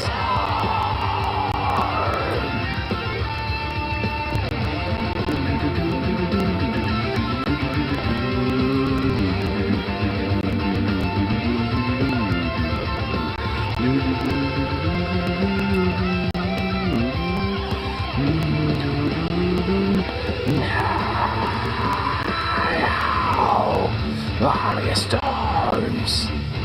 Ride. Mario. Ride. Mario Storms. Ride. Mario Storms. Dude. Ride. Console exclusive. There's a way to emulate it. I'm sure there's an emulator out there for it. Give it enough time, there will be. God damn, Dangle literally my favorite. You gotta control your impulses, brother. Yeah, I mean, you really gotta. God damn, don't get a PS5 right now, dude. Like, you got an Xbox and you got it paid off already. Like, to just like live with that for a little bit. Wait until the PS5 is, you know, dropped in price. And save up just a little bit for like a month or two, and boom, there you go. It's like, come on now, you can do it. I live paycheck to paycheck, and I can barely save my money for shit. But if I can do it, you can do it. My income like a month is really not that much over yours. Just saying.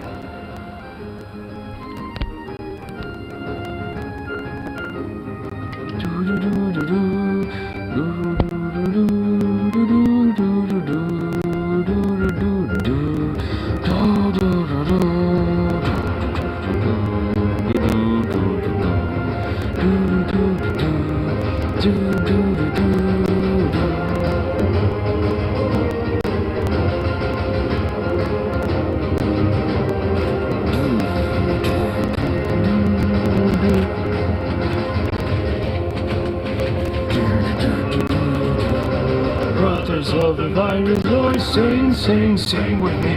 Never sing the greatest time, sing, sing with me. Never felt this early day, it's on the quantity. Never felt before before, never felt the modest war. Fools on the ground, the virtues of the body flow. Praise in the flow, victory on the mountain flow. Hidden in the fire, seal made of bone. Say to big, big, sing, brothers only sing with me. I am a dwarf and I'm digging a hole. Diggy, diggy hole, diggy, diggy hole. I am a dwarf and I'm digging a hole. Diggy, diggy hole, digging a hole. I need to legally acquire a PS5. True. Same here. I need to do the same thing. Deep, deep in the mind, dragons on the moonlight glow. Limbs of the sky, there's a down the sea. There's a phone from the sea, there's a phone from the sea, there's a phone from the sea. Falls on the ground, fills us off the mountain top. It's my cradle, runs on the compass home. Runs to the vines, in the blue. Live the field, see, the deep. To do the I am a dwarf and I'm digging a hole. Diggy, diggy hole, diggy, diggy hole. I am a dwarf and I'm digging a hole. Diggy, diggy hole, digging a hole. I fucking hate one console titles. Fuck, the last two games are on PC too. What am I supposed to do now? Dude, you know, I feel the same way.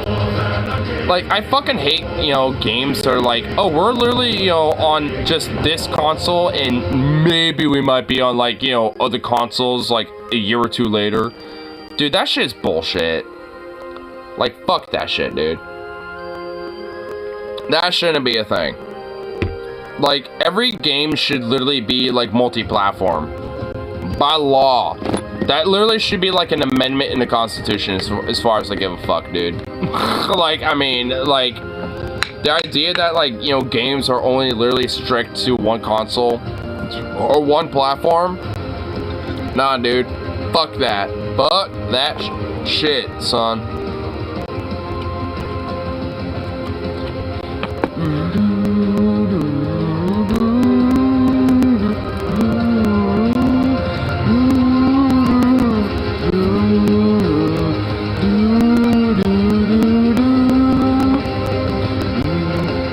Really, hiccups? What the fuck?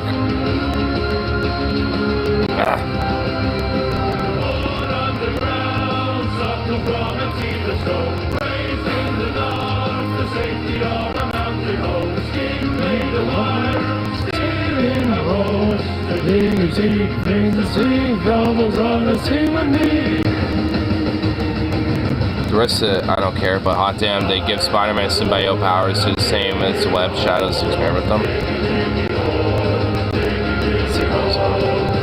Also, looks like Tendrils might. Huh. Digging a hole. I am a dwarf and I'm digging a hole. Dig a hole. Dig a hole. I am a dwarf and I'm digging a hole. Dig a hole. Digging a hole.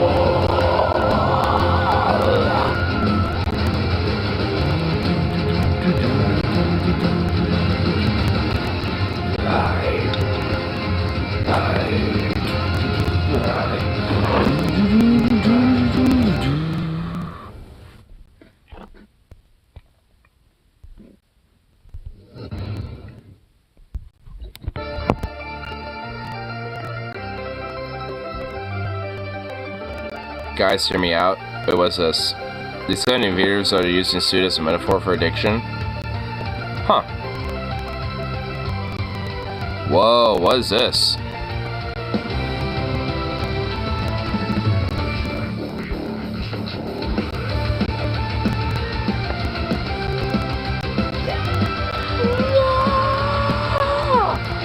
A PS5 emulator for PC? What?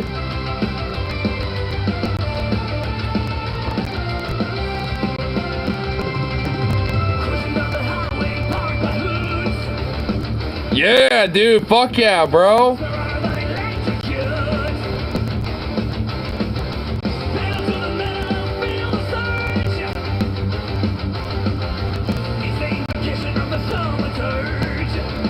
I don't understand anything that it says, but fuck yeah. Also supportive metal. Yeah, metal. This makes me feel fucking epic now. I love it. On PC and Mac at variable frame rates with buttery smooth experience. Yeah!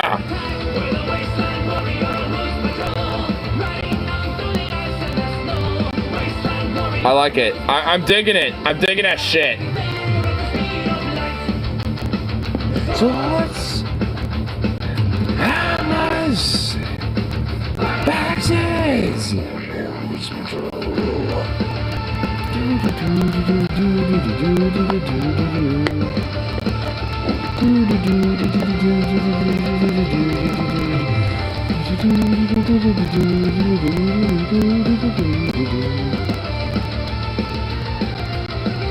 Survivor 3, I did a perfectly no point trying to top it. Wait, what? Ah, I see what's going on. Samurai didn't like Venom, so he didn't like a Chinese movie. Sim was a bigger fan of the classic Spider-Man villains. I don't know what's going on. I don't know what's being talked about. I literally don't know what's being talked about. I don't know anything about the Spider-Man lore, so I'm confused. I'm confused now.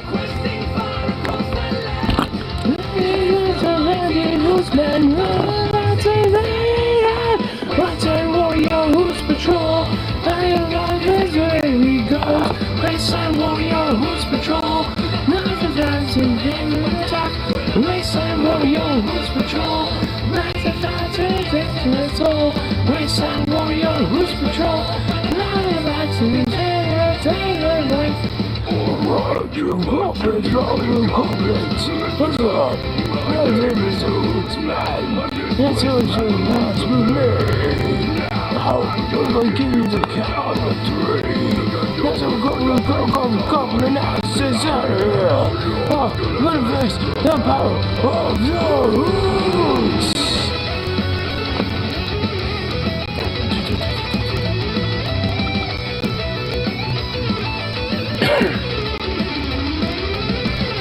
Talk about if Spider-Man 3 handled the symbiote so well, and you know, I might reject the fact that it was great.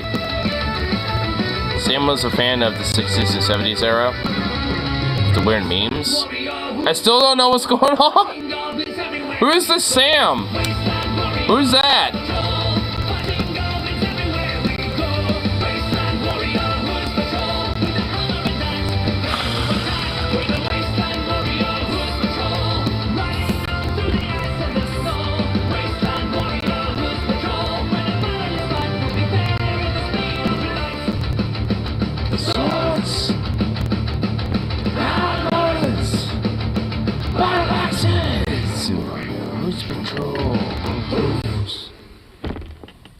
Director of the 2000 Spider-Man, Tom Maguire. Oh, the guy who did the Tom Maguire fucking... Really? Oh, okay.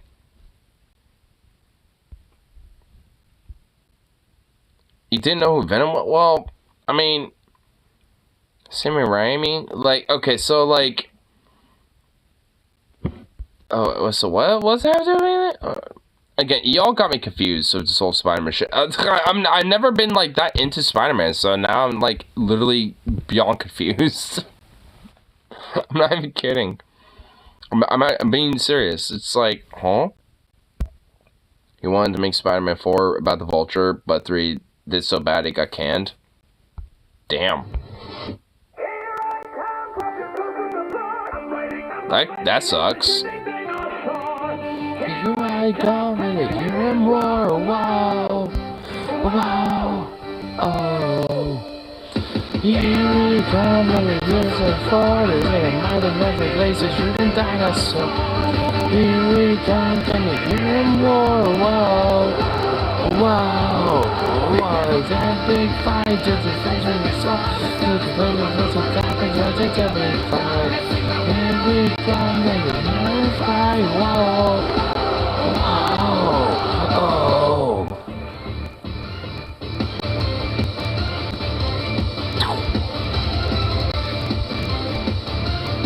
I think 3 would have been way better if the higher-ups did not force Sam to do Venom. I mean, at least in my opinion, I didn't even really think Venom was that bad. I mean, so I'm actually kind of surprised that, you know, it really flopped so bad. You had no passion for the character like you did the others. The movie suffered. I honestly, like, I didn't think it was that bad. So I'm honestly kind of surprised. He was only in the movie for like 10 minutes. Well, yeah. I mean, dude, Venom was barely in the movie. So how does that even make sense?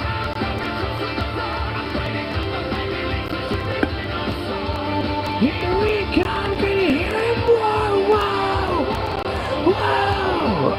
Oh, that big fight on the face of the floor.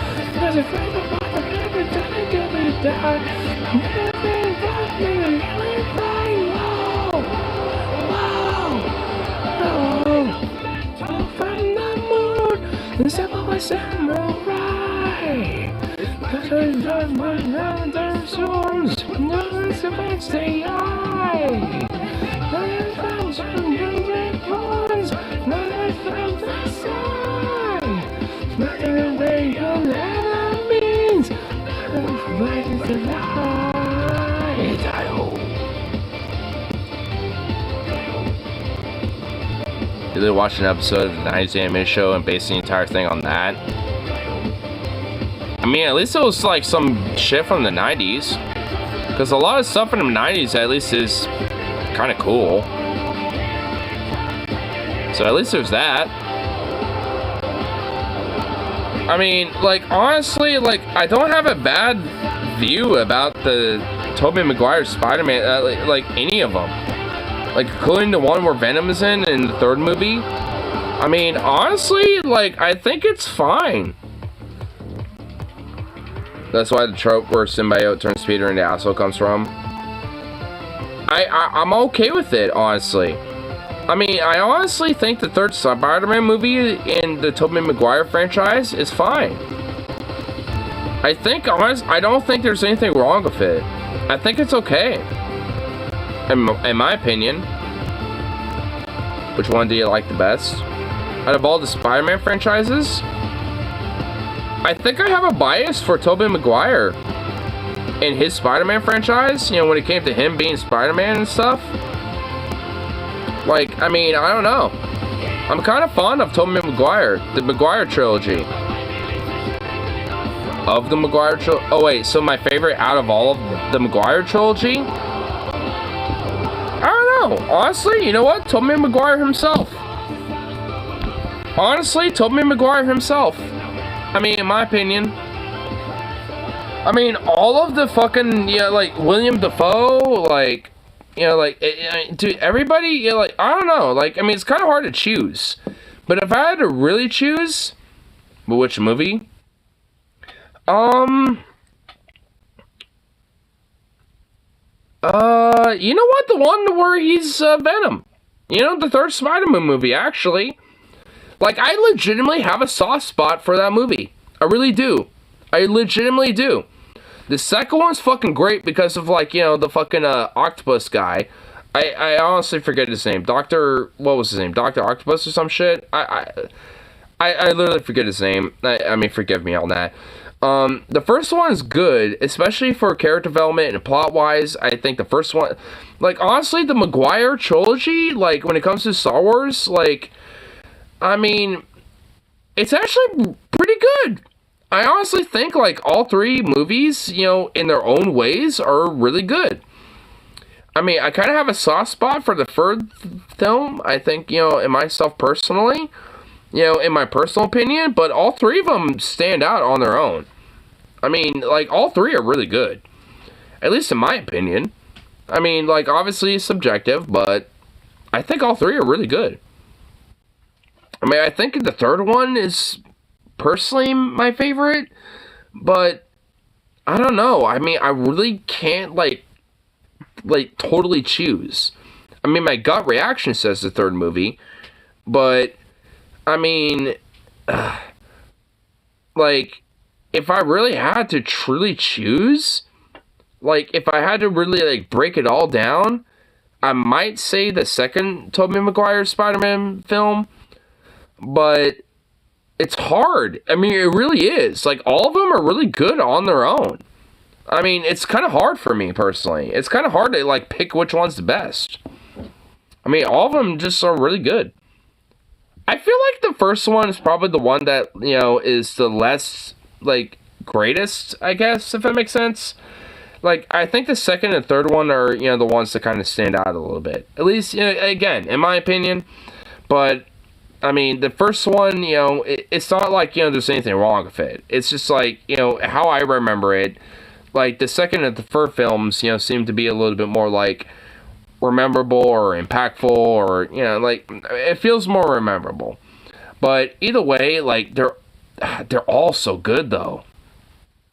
I mean, all three of the Tobey Maguire Spider-Man movies are really good. I mean, it's hard to really fucking choose. I mean, it really is. I got my gut reactions, and I feel like the first movie is probably going to be the one I don't really choose. But even then, it's still good. The first film, it's good. So it's like, fuck. I mean, it's hard to choose. Go always find a cam diversion. Yeah, true. How far away is Feeder? 15 miles. Oof. Oof. Oof. 15 miles. Oh my god. I feel bad for you, dude. Ow. Gay flicks. Gay flicks. Oh my god. I love it. Here, I'm gonna take a piss real quick. I'll be right back. Yeah. What's up, Dukes? Hey, Bubby. Oh, you stretchy boy. You stretchy little thing.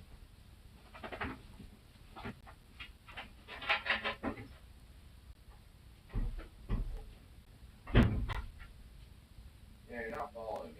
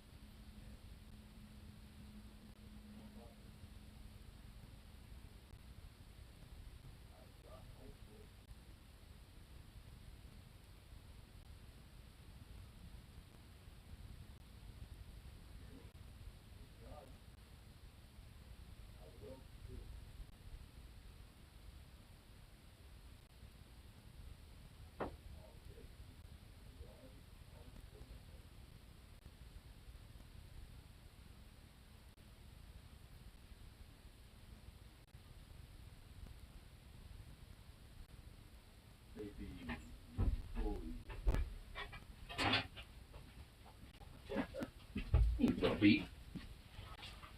Fucking stretch boy. You little stretchy thing. Who's a little boy, Beat? Come on. Who's a good boy? Yeah.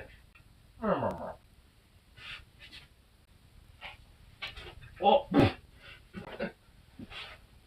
Here.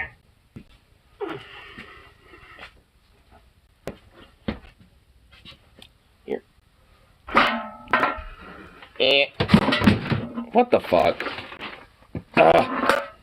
It's harder to fucking navigate with a dog in your hand.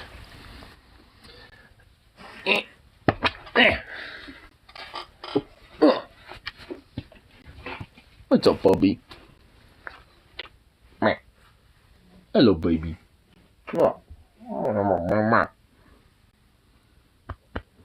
Here's a little baby.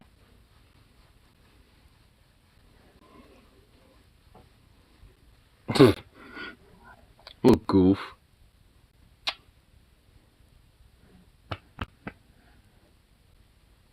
Really? Just gonna stare off into oblivion?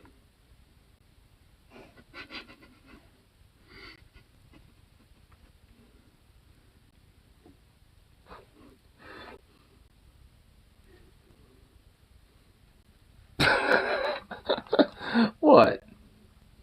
What, little goof? Come on. Here. Hold on. God, you're heavy. Seriously? I'm blaming you for knocking shit over. I'm just gonna blame you now. Is there something up there that you're interested in? Like, why are you staring up in the air? You fucking little freak. Never mind. This is the best example of the objectively best Spider-Man. 47 seconds. What is this? A Japanese Spider-Man? A Spider-Manu. Spider-Manu. Find Peter Parker.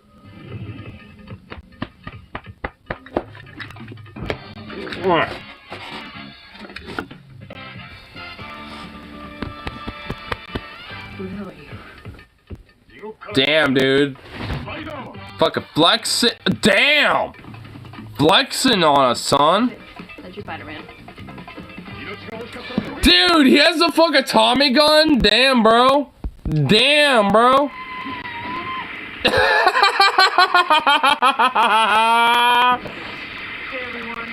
Hey everyone, what's up? Oh shit, bail out. Oh my god, dude, where did you find this? Dude, we gotta find the full movie of this. We gotta watch it, like, now, dude. Oh my god, I wanna find this movie. Japanese Spider-Man in No Way Home? What the fuck, dude? Oh my god.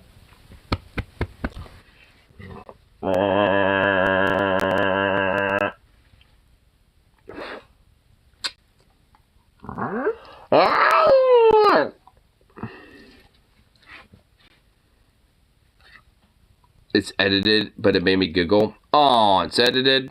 Damn.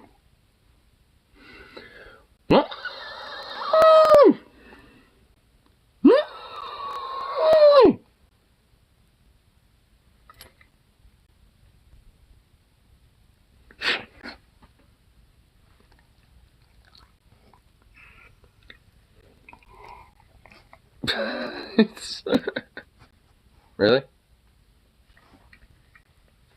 Fuck that ear. Fuck that ear. How about that?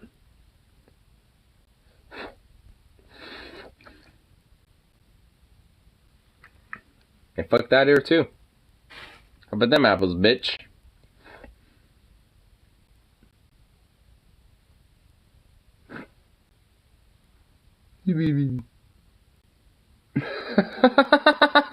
Dude, he's such a weirdo. He's so weird. Mwah.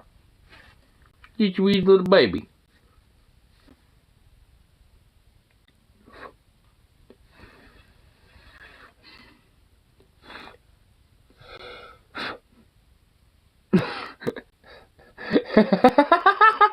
What is this? Oh, I got your ears flipped over. Oh. You're just a good boy. You're just a good baby. Oh, look at that little face. Look at his little face.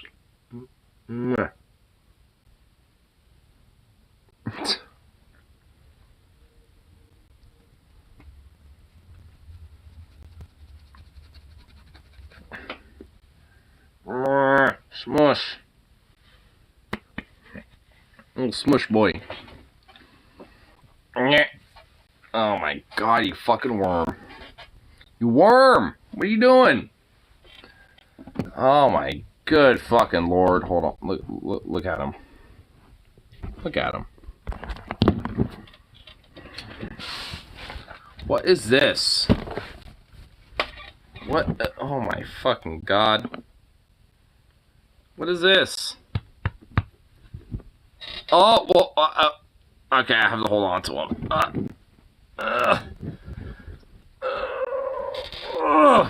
Oh, he just kicked me in the face. I got a paw in the face. I got kicked in the face, damn it. You little prick. What the fuck?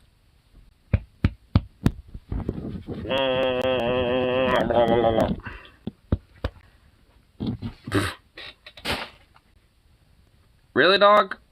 You're salting shit now?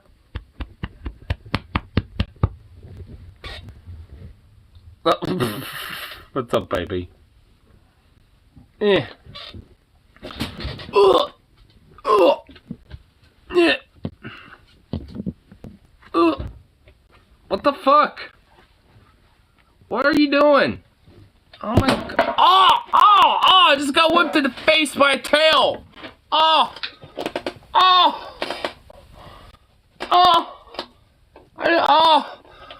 I just got whipped in the eye by a tail. Oh, that actually hurt. Ow, that hurt. That actually fucking hurt. Oh, fuck you!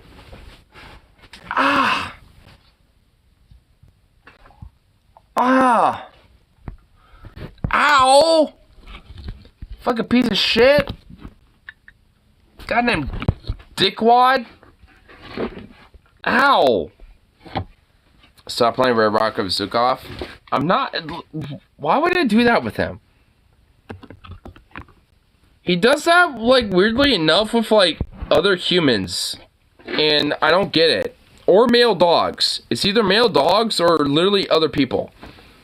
Like, if he meets other oh my fucking god, phone, really?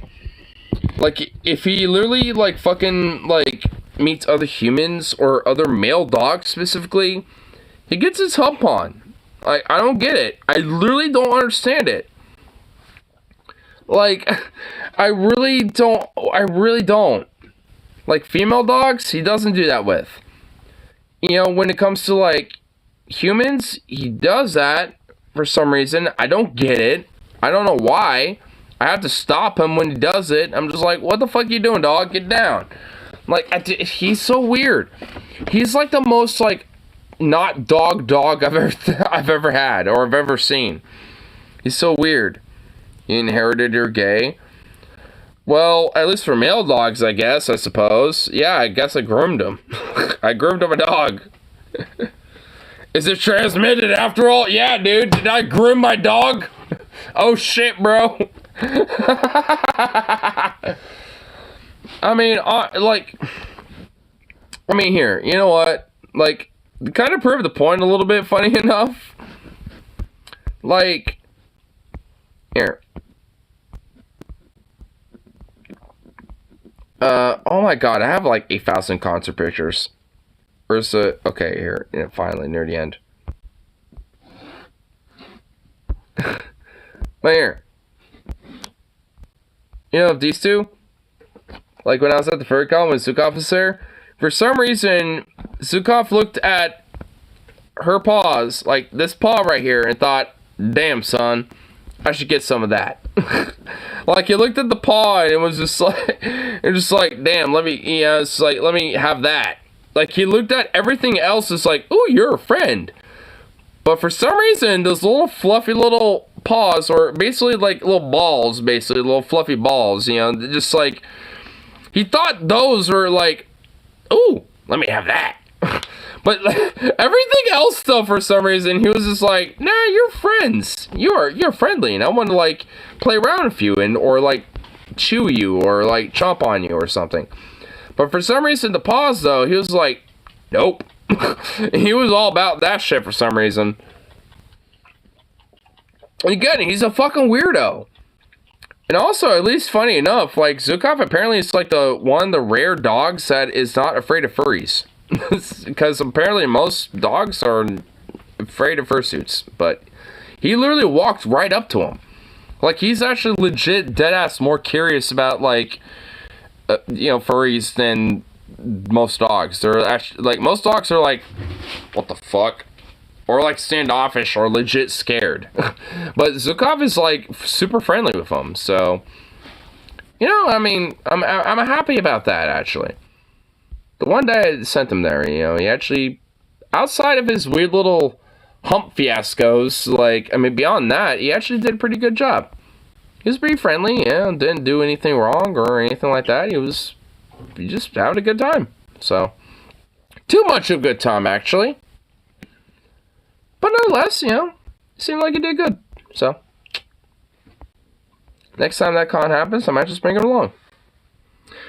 Part of the reason I have self-isolated is because I realized I was just been sure about it. I fell over because I don't know how to interact with them. What are you even talking about, dude? Like, honestly, I mean, like, from what you've told me about your relationships, I mean, it doesn't sound like that whatsoever, dude. Like, I mean, I don't, what are you even talking about?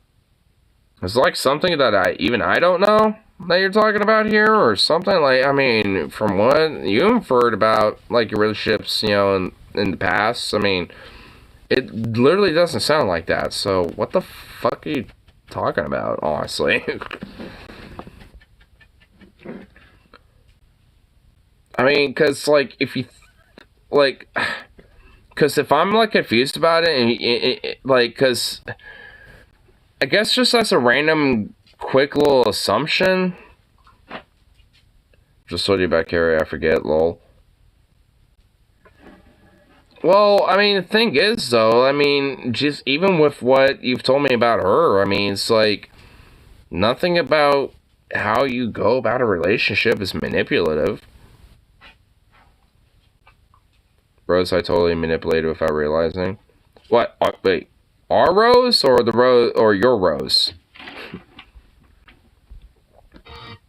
I mean, even then, I mean, this is like, I mean, I don't know. I mean, from what you've told me, like I said, I mean, there's nothing really like specifically that says that you're like a manipulator.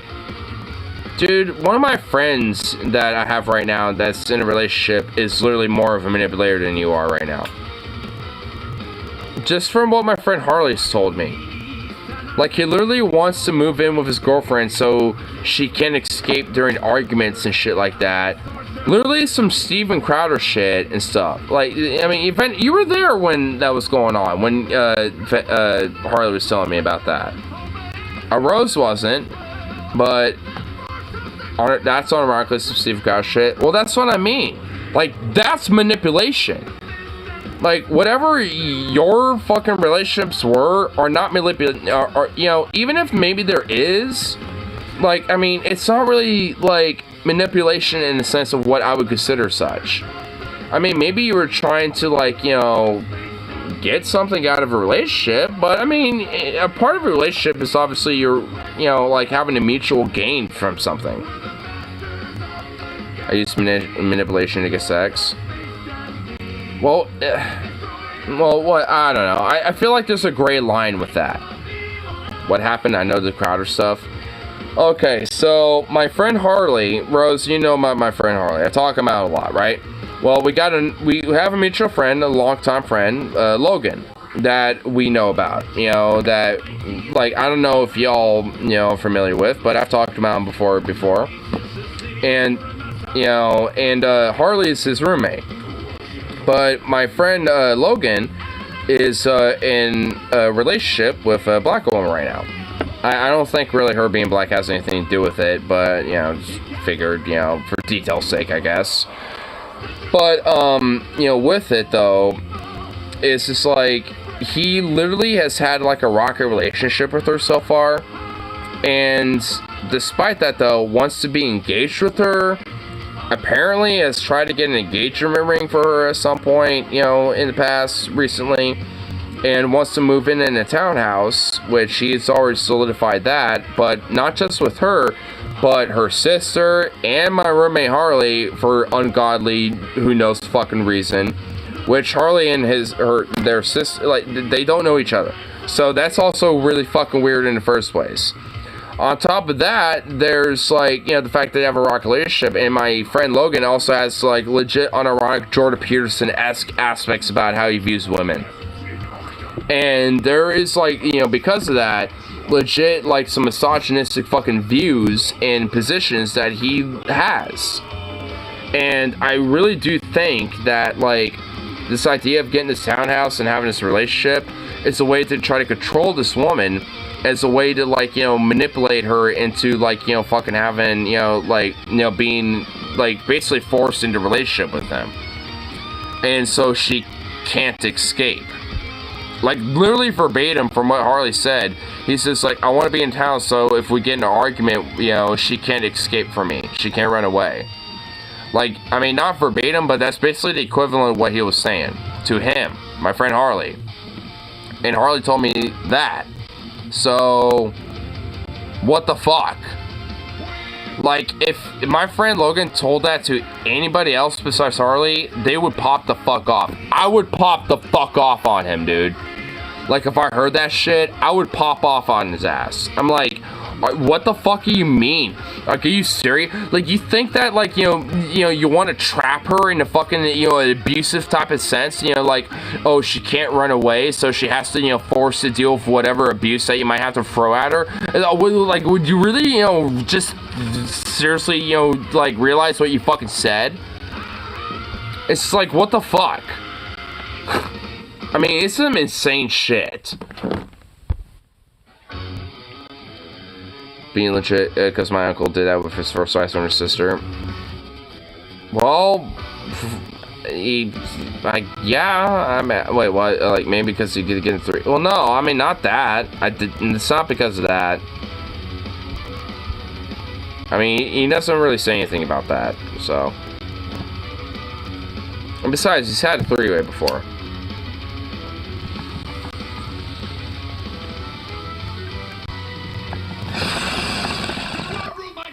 With a trans woman, by the way.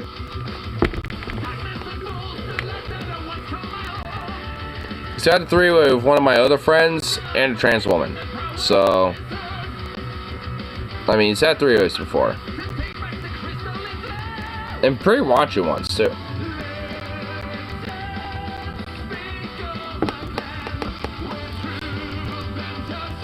I mean, I'm not gonna go into any detail, but unfortunately, because I don't even want to know it, but it was Metal T, my friend Logan, and apparently a trans woman, and they all had a 3-way together. And it's like, goddamn, I love my homie Metal T, but I literally don't even want to think about him in any metric when it comes to that type of shit. It, like, it's like, that would literally kill any boner that I would have.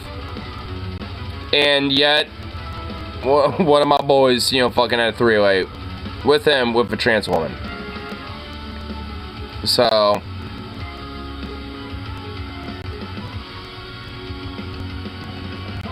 yeah. I would like to have one myself, but with 2 women, because 2 men and 1 woman, you get shameful if you have insecurities. I've had 2 men, 1 woman, 3-way for clarification. Well, I mean, I've had friends that have done that before too. Well, I literally described one, but I mean, I don't know. I mean, I'm okay with 3-ways myself personally. I mean, because honestly, I feel like an aspect about my sexuality is a little polygamous. I don't really know, because I never explored that about myself. But, I mean, I kind of feel like there might be a little sense about that about me. Maybe. I don't know. I just kind of feel like there might be. It's kind of one aspect about my sexuality I haven't really totally explored. But nonetheless, I mean, it's like, I kind of feel like it might be there, maybe. And, you know, with that, like, the idea of, like, multi-sexual, you know, experiences, like, when it comes to 3-ways or orgies and stuff, that's kind of attractive to me. It's kind of like, ooh, you know, it's like, I don't know. I mean, you know, so, at least for me, I mean, I don't really think it would be that big of a deal, but I don't know. I mean, I never really have explored that type of stuff, you know, necessarily, so I really don't know. I mean, that's, I can only really, you know, infer what I think, you know, what I feel like, you know, I like, but unless I really actually go out of my way to try it, I mean, I'm not really gonna know. If your friend's is 3 times your... If your friend's dick is 3 times yours, you feel a bit of shame. I mean, don't. Like, I mean, what really truly matters is, like, how you work it. Like, I mean, if you can work it, then who cares what the size is?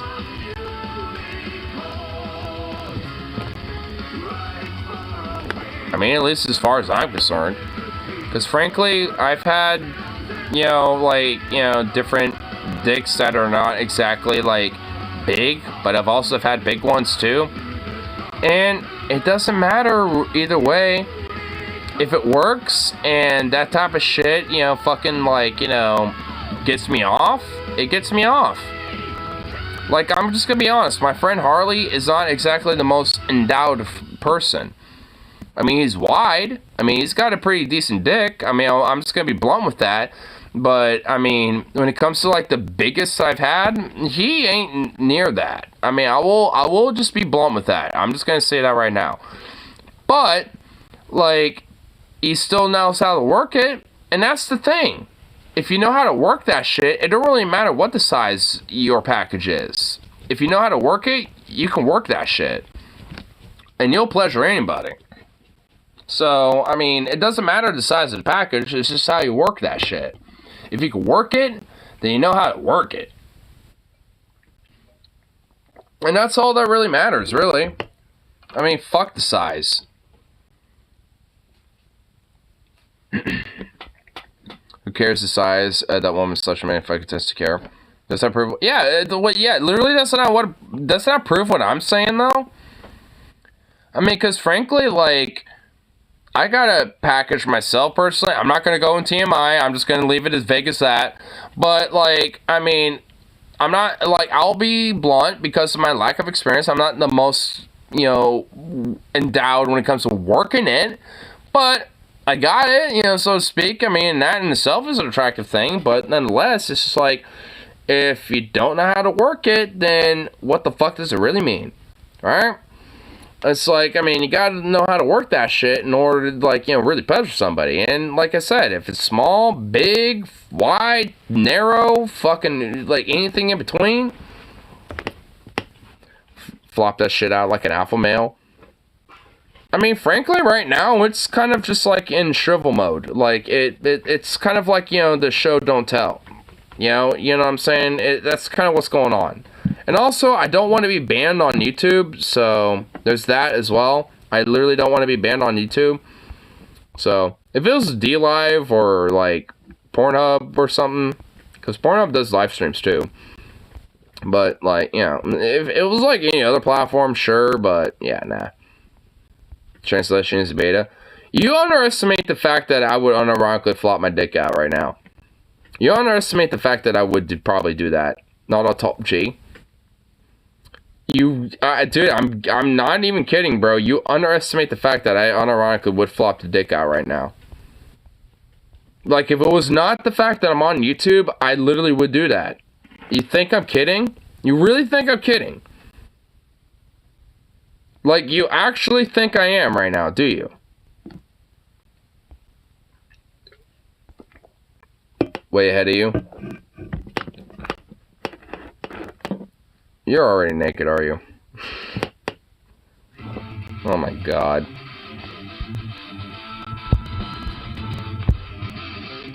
Wow. Yep. Prove it! You know what? Have you unbanned me on Discord or at all yet? I've been the whole time. Prove it! Send me a picture on Discord. If you have unbanned me already. I don't know if you have or yet not. I don't remember if you did or not. But if you have, then prove it. Prove that shit. I want to see. Literally go in the bathroom and fucking take a selfie right now. Right now. It's fucking cold. Do it really quick. You know what? I won't judge. I literally said my shit down there is shriveled. I ain't gonna judge. You're a legend to us all. You're the Hollywood Hootsman, bitch. Running from the silver screen into the battlefield. He's the king of California. Lamau, no. Pussy. Pussy.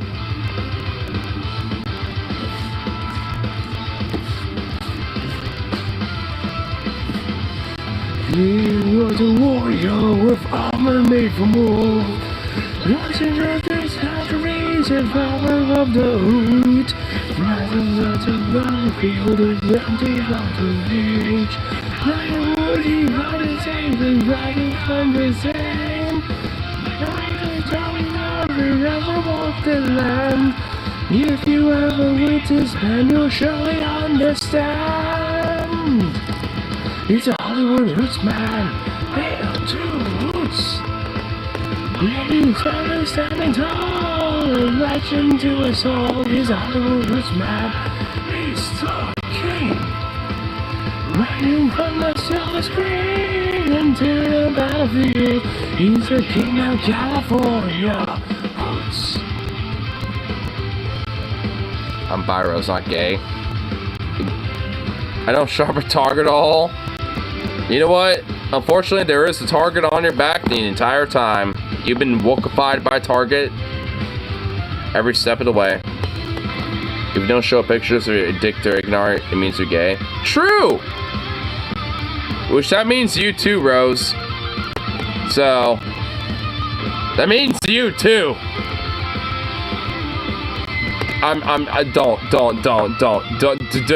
Don't feel like you're being pressured. I'm absolutely being satirical. Do not do that. I unironically do not want to see that. I mean, out of respect. So, yeah. There you go.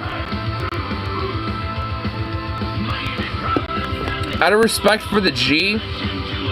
Like, you know, as a bisexual man, there you go. That's how you know that, like, you know, queer people are not groomers. Because as a bisexual fucking queer dick sucking fuck, like, I will literally respect other people and be like, I literally do not even want to see your dick, that I respect you as, you know, with your shit. I literally don't even want to, like, you know, see anything about, like, you know, beyond your modest, you know, fucking image. Like, whatever you're wearing, you know, in your conjuncture, that's literally, you know, as far as I want to imagine you. Like, I mean, you know, it's like, like, there's just some people. Like, you know, my roommate, same position. Like, I got a lot of friends, you know, I feel the same way about. Like, I feel that way with, like, pretty much most people. Like, we're just like, I respect you, I like you, you're cool. In fact, even, you know, to the extent I might love you. But I literally do not want to, like, see, you know, like anything beyond just, like, you know, a t-shirt, boxer, briefs, you know, and maybe shorts or whatever. Like, beyond that, like, I literally don't want to see anything more of you beyond that. You know, it's like, there's some people that I just feel that way with. Because, like, I respect them too much like that. It's like, I platonically just can't see them anything else beyond that. It's like, It'd just be too weird.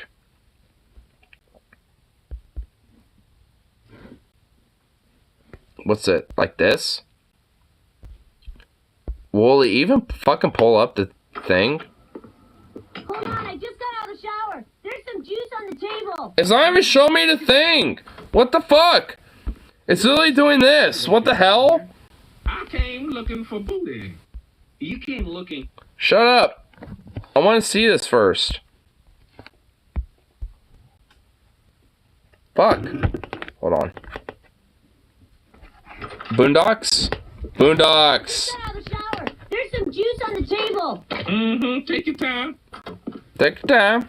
You want to explain to me what you're doing here? I came looking for booty.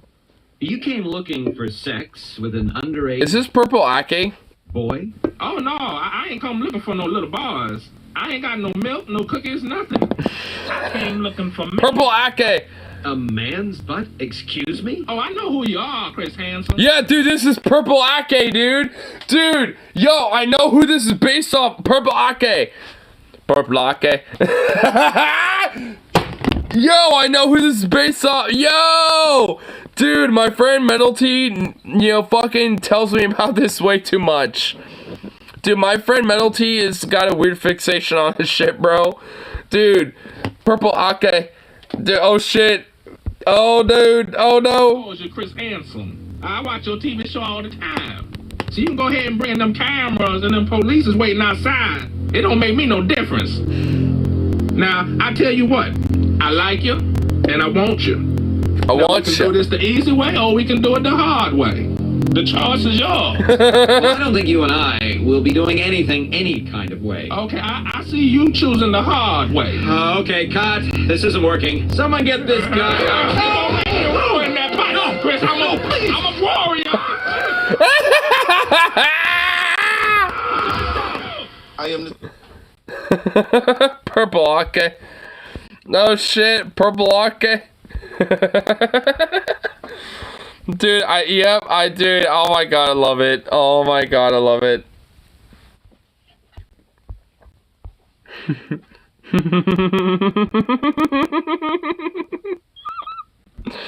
Oh my god. I'm pretty sure Count Dankula has a fucking entire video dedicated to, I think it's like a Mad Lad. I think it's like one of his Mad Lad series where it's like, like, oh, you got the full Mad Lad. Got Papa Ake being a full Mad Lad here. Literally doing a bunch of rhymes. It's like, oh my god. I used to like Count Dankula, but yeah, Count Dankula is I mean, I don't know if he's a Nazi, but Count Dankula is definitely a right-wing extremist a little bit. He's definitely a right-winger. He's definitely like, one of those types.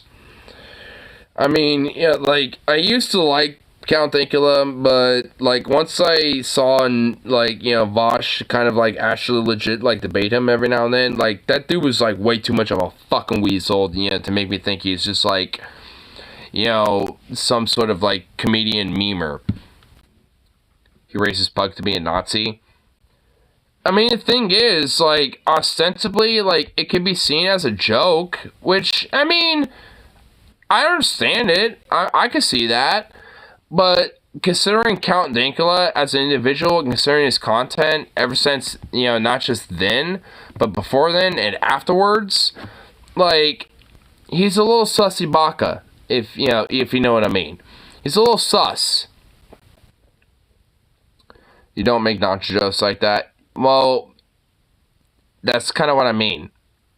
Like, on first glance, it's, like, edgy, but, like, okay, not, like, overtly fucking, Nazistic, but literally, as soon as you, find everything else about him, it's like, yeah, no.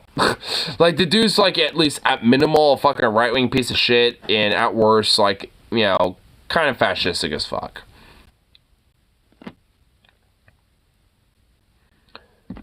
You have to be strangely careful about it. Well, yeah, exactly. I mean, you can't just fucking, you know, like, meme with, like, you know, Nazi jokes and shit. I mean, it's not like, you know, it's, you know, like some lighthearted thing.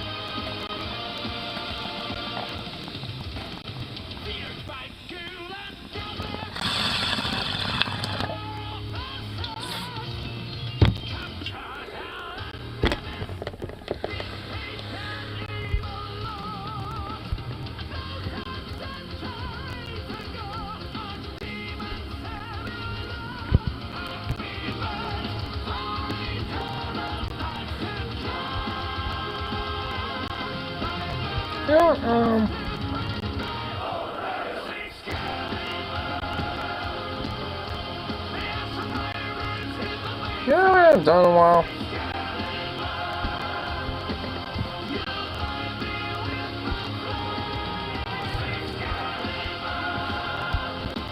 See if I can find a little surprise. Let's see.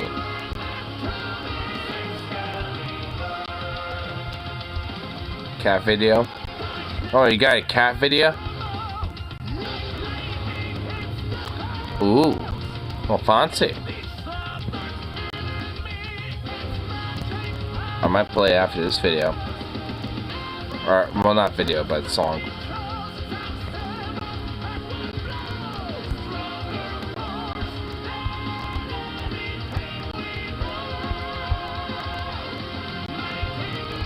Damn it. See if I could do like a little surprise, but I can't. I can't find anything yet. So, because people are lucky right now. But before we look at that video, we're gonna listen to the rest of the song. I'm not one of those like fucks that like will cut off a song after like it's being played. I have to at least listen to the rest of the song first.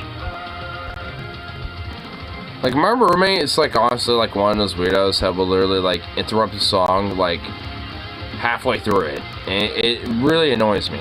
It's like, really? Boo. Boo. It's like, if we're playing a song and you're, like, 2 minutes in on, like, 4-minute song, it's like, just let the fucking rest of the song finish. It's like, boo. This kind of annoying me. Because every now and then, my roommate will actually, like, play a bop, and I'm like, hey, I want to listen to that. But then, he'll fucking, play something else. I'm just like, what the fuck? What the hell's this? And sometimes that bop ain't even great. It's like, he will, like, change it up to something random that's just, like, subpar in comparison to what he was playing before. It's like, bruh, just let the fucking song finish. And then you can play, whatever the hell you were playing before. It's like, boo. Boo.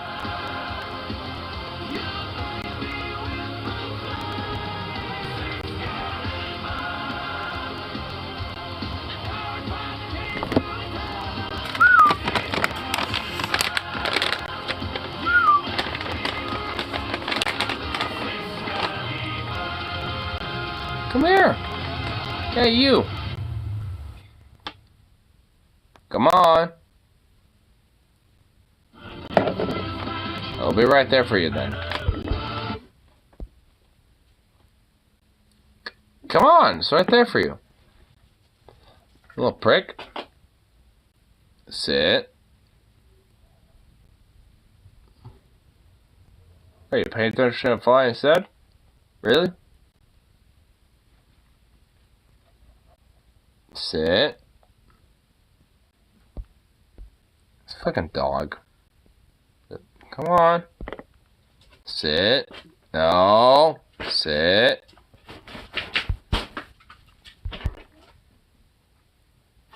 The fuck are you doing? Sit. That a boy. Paw. What? Oh my god! Jesus! What is your paw? Windmill? Sit. Paw. Oh my god, you're impatient. Hey, paw. Give me that paw back. That a boy. Patient. No, hey, hey. Paw. Give me that paw again. Paw. That a boy.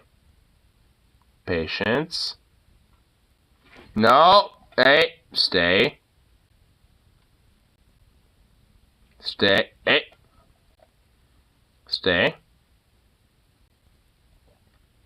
That a boy. Good boy. There you go.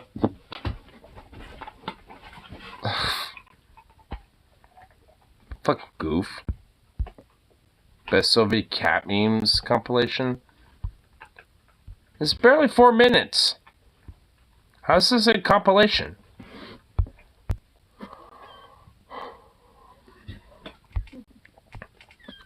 Okay. Got a kitty.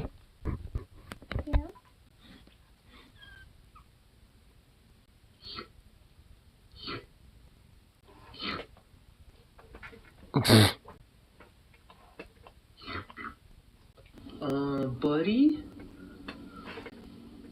That's not looking too good, bud. Yeah, it is. Fuck you.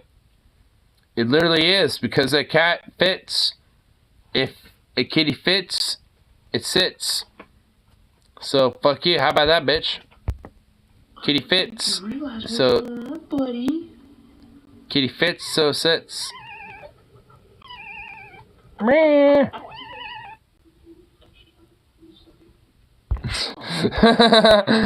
My dog. Oh my god, my dog is fucking like, what? He was looking around. He was like, what the fuck? He was literally looking around over that. Oh my lord. You're biting now. Oh, leave it.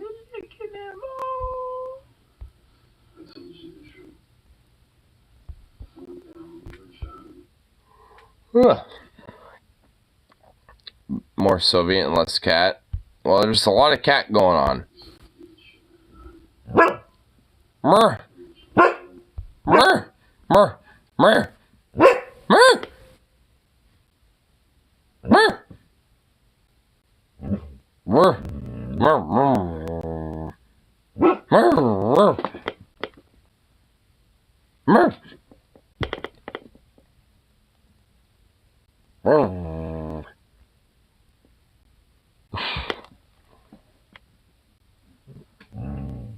Oh.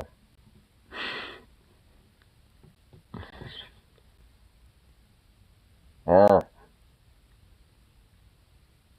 Oh.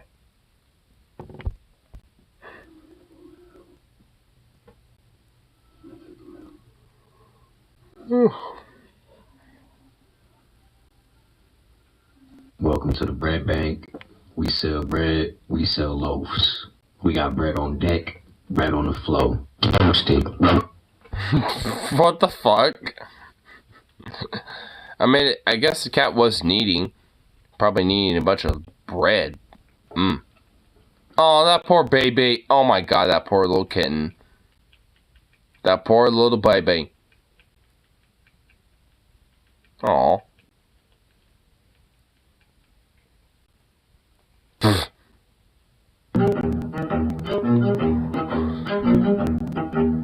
Hello, hello. I'm not where I'm supposed to be. Okay. Kitty trying to fucking get through a fucking window. Aw. You can do it, kitty. You can do it.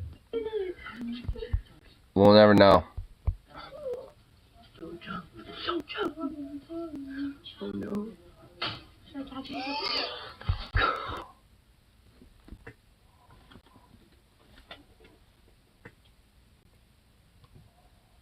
Bruh. What the fuck? No!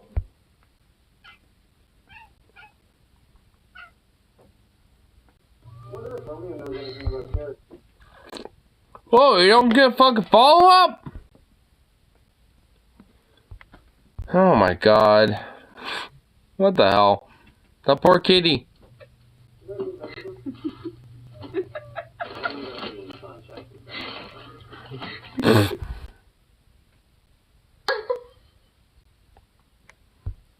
Home invasion kitty. Whoa.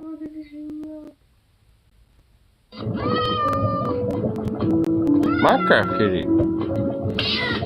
Oh! What the fuck? Oh my god! What the hell?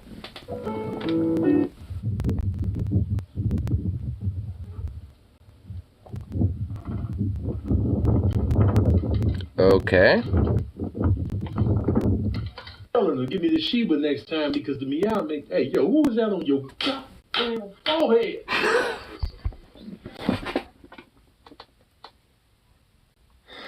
Alright. Alright, that one was a little funny. What the fuck? I've seen this one. Yeah, this cat, yeah.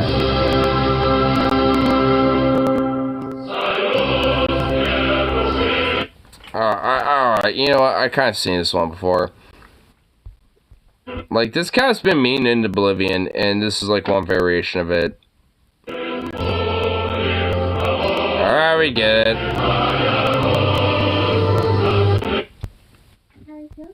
Well, okay, there you go. I guess the last meme was a kitty.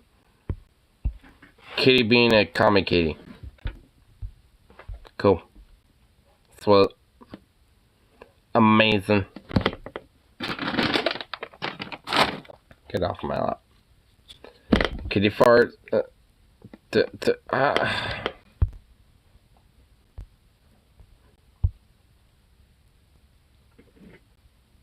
It's actually fart.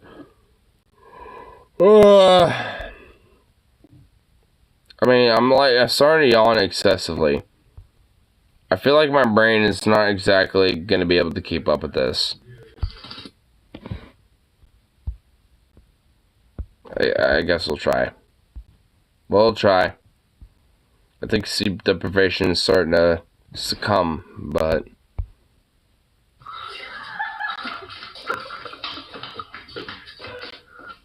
The cat ran away?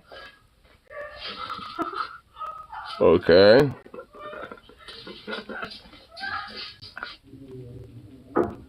Oh, are you okay?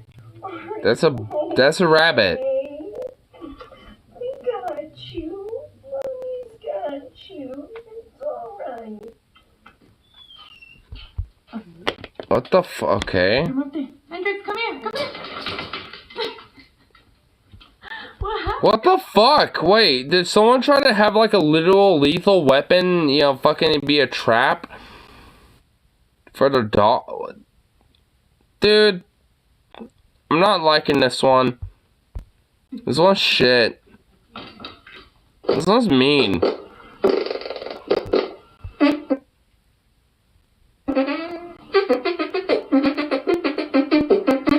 Fake.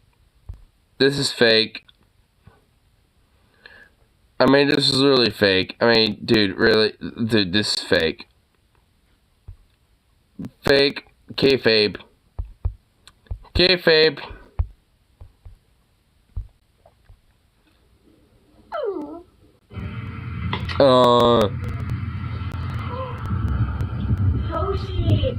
Why would you fucking feed soda to a dog? Dude, that's bad for dogs. Like for the cat, dude, I don't like that. Dude, dude, this shit. I literally will unironically dislike this. It's fucking trash. Like, bruh. Like, there's unironically more fucking abuse going on than, like, memes. Like, bruh.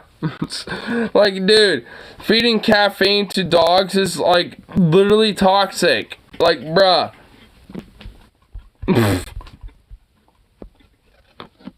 I give coffee to dog. Dude, what the fuck? That's literally toxic. No! No!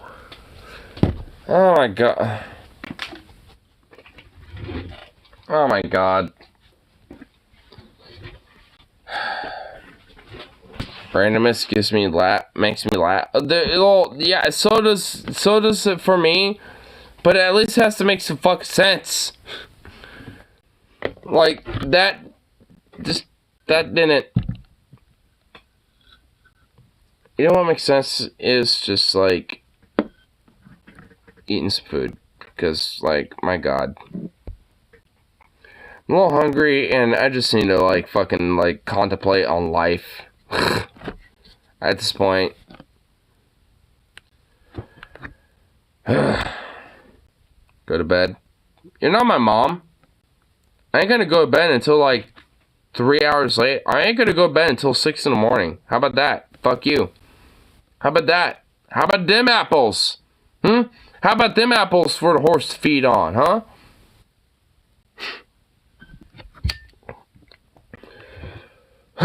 But yeah. You know what? Maybe I will.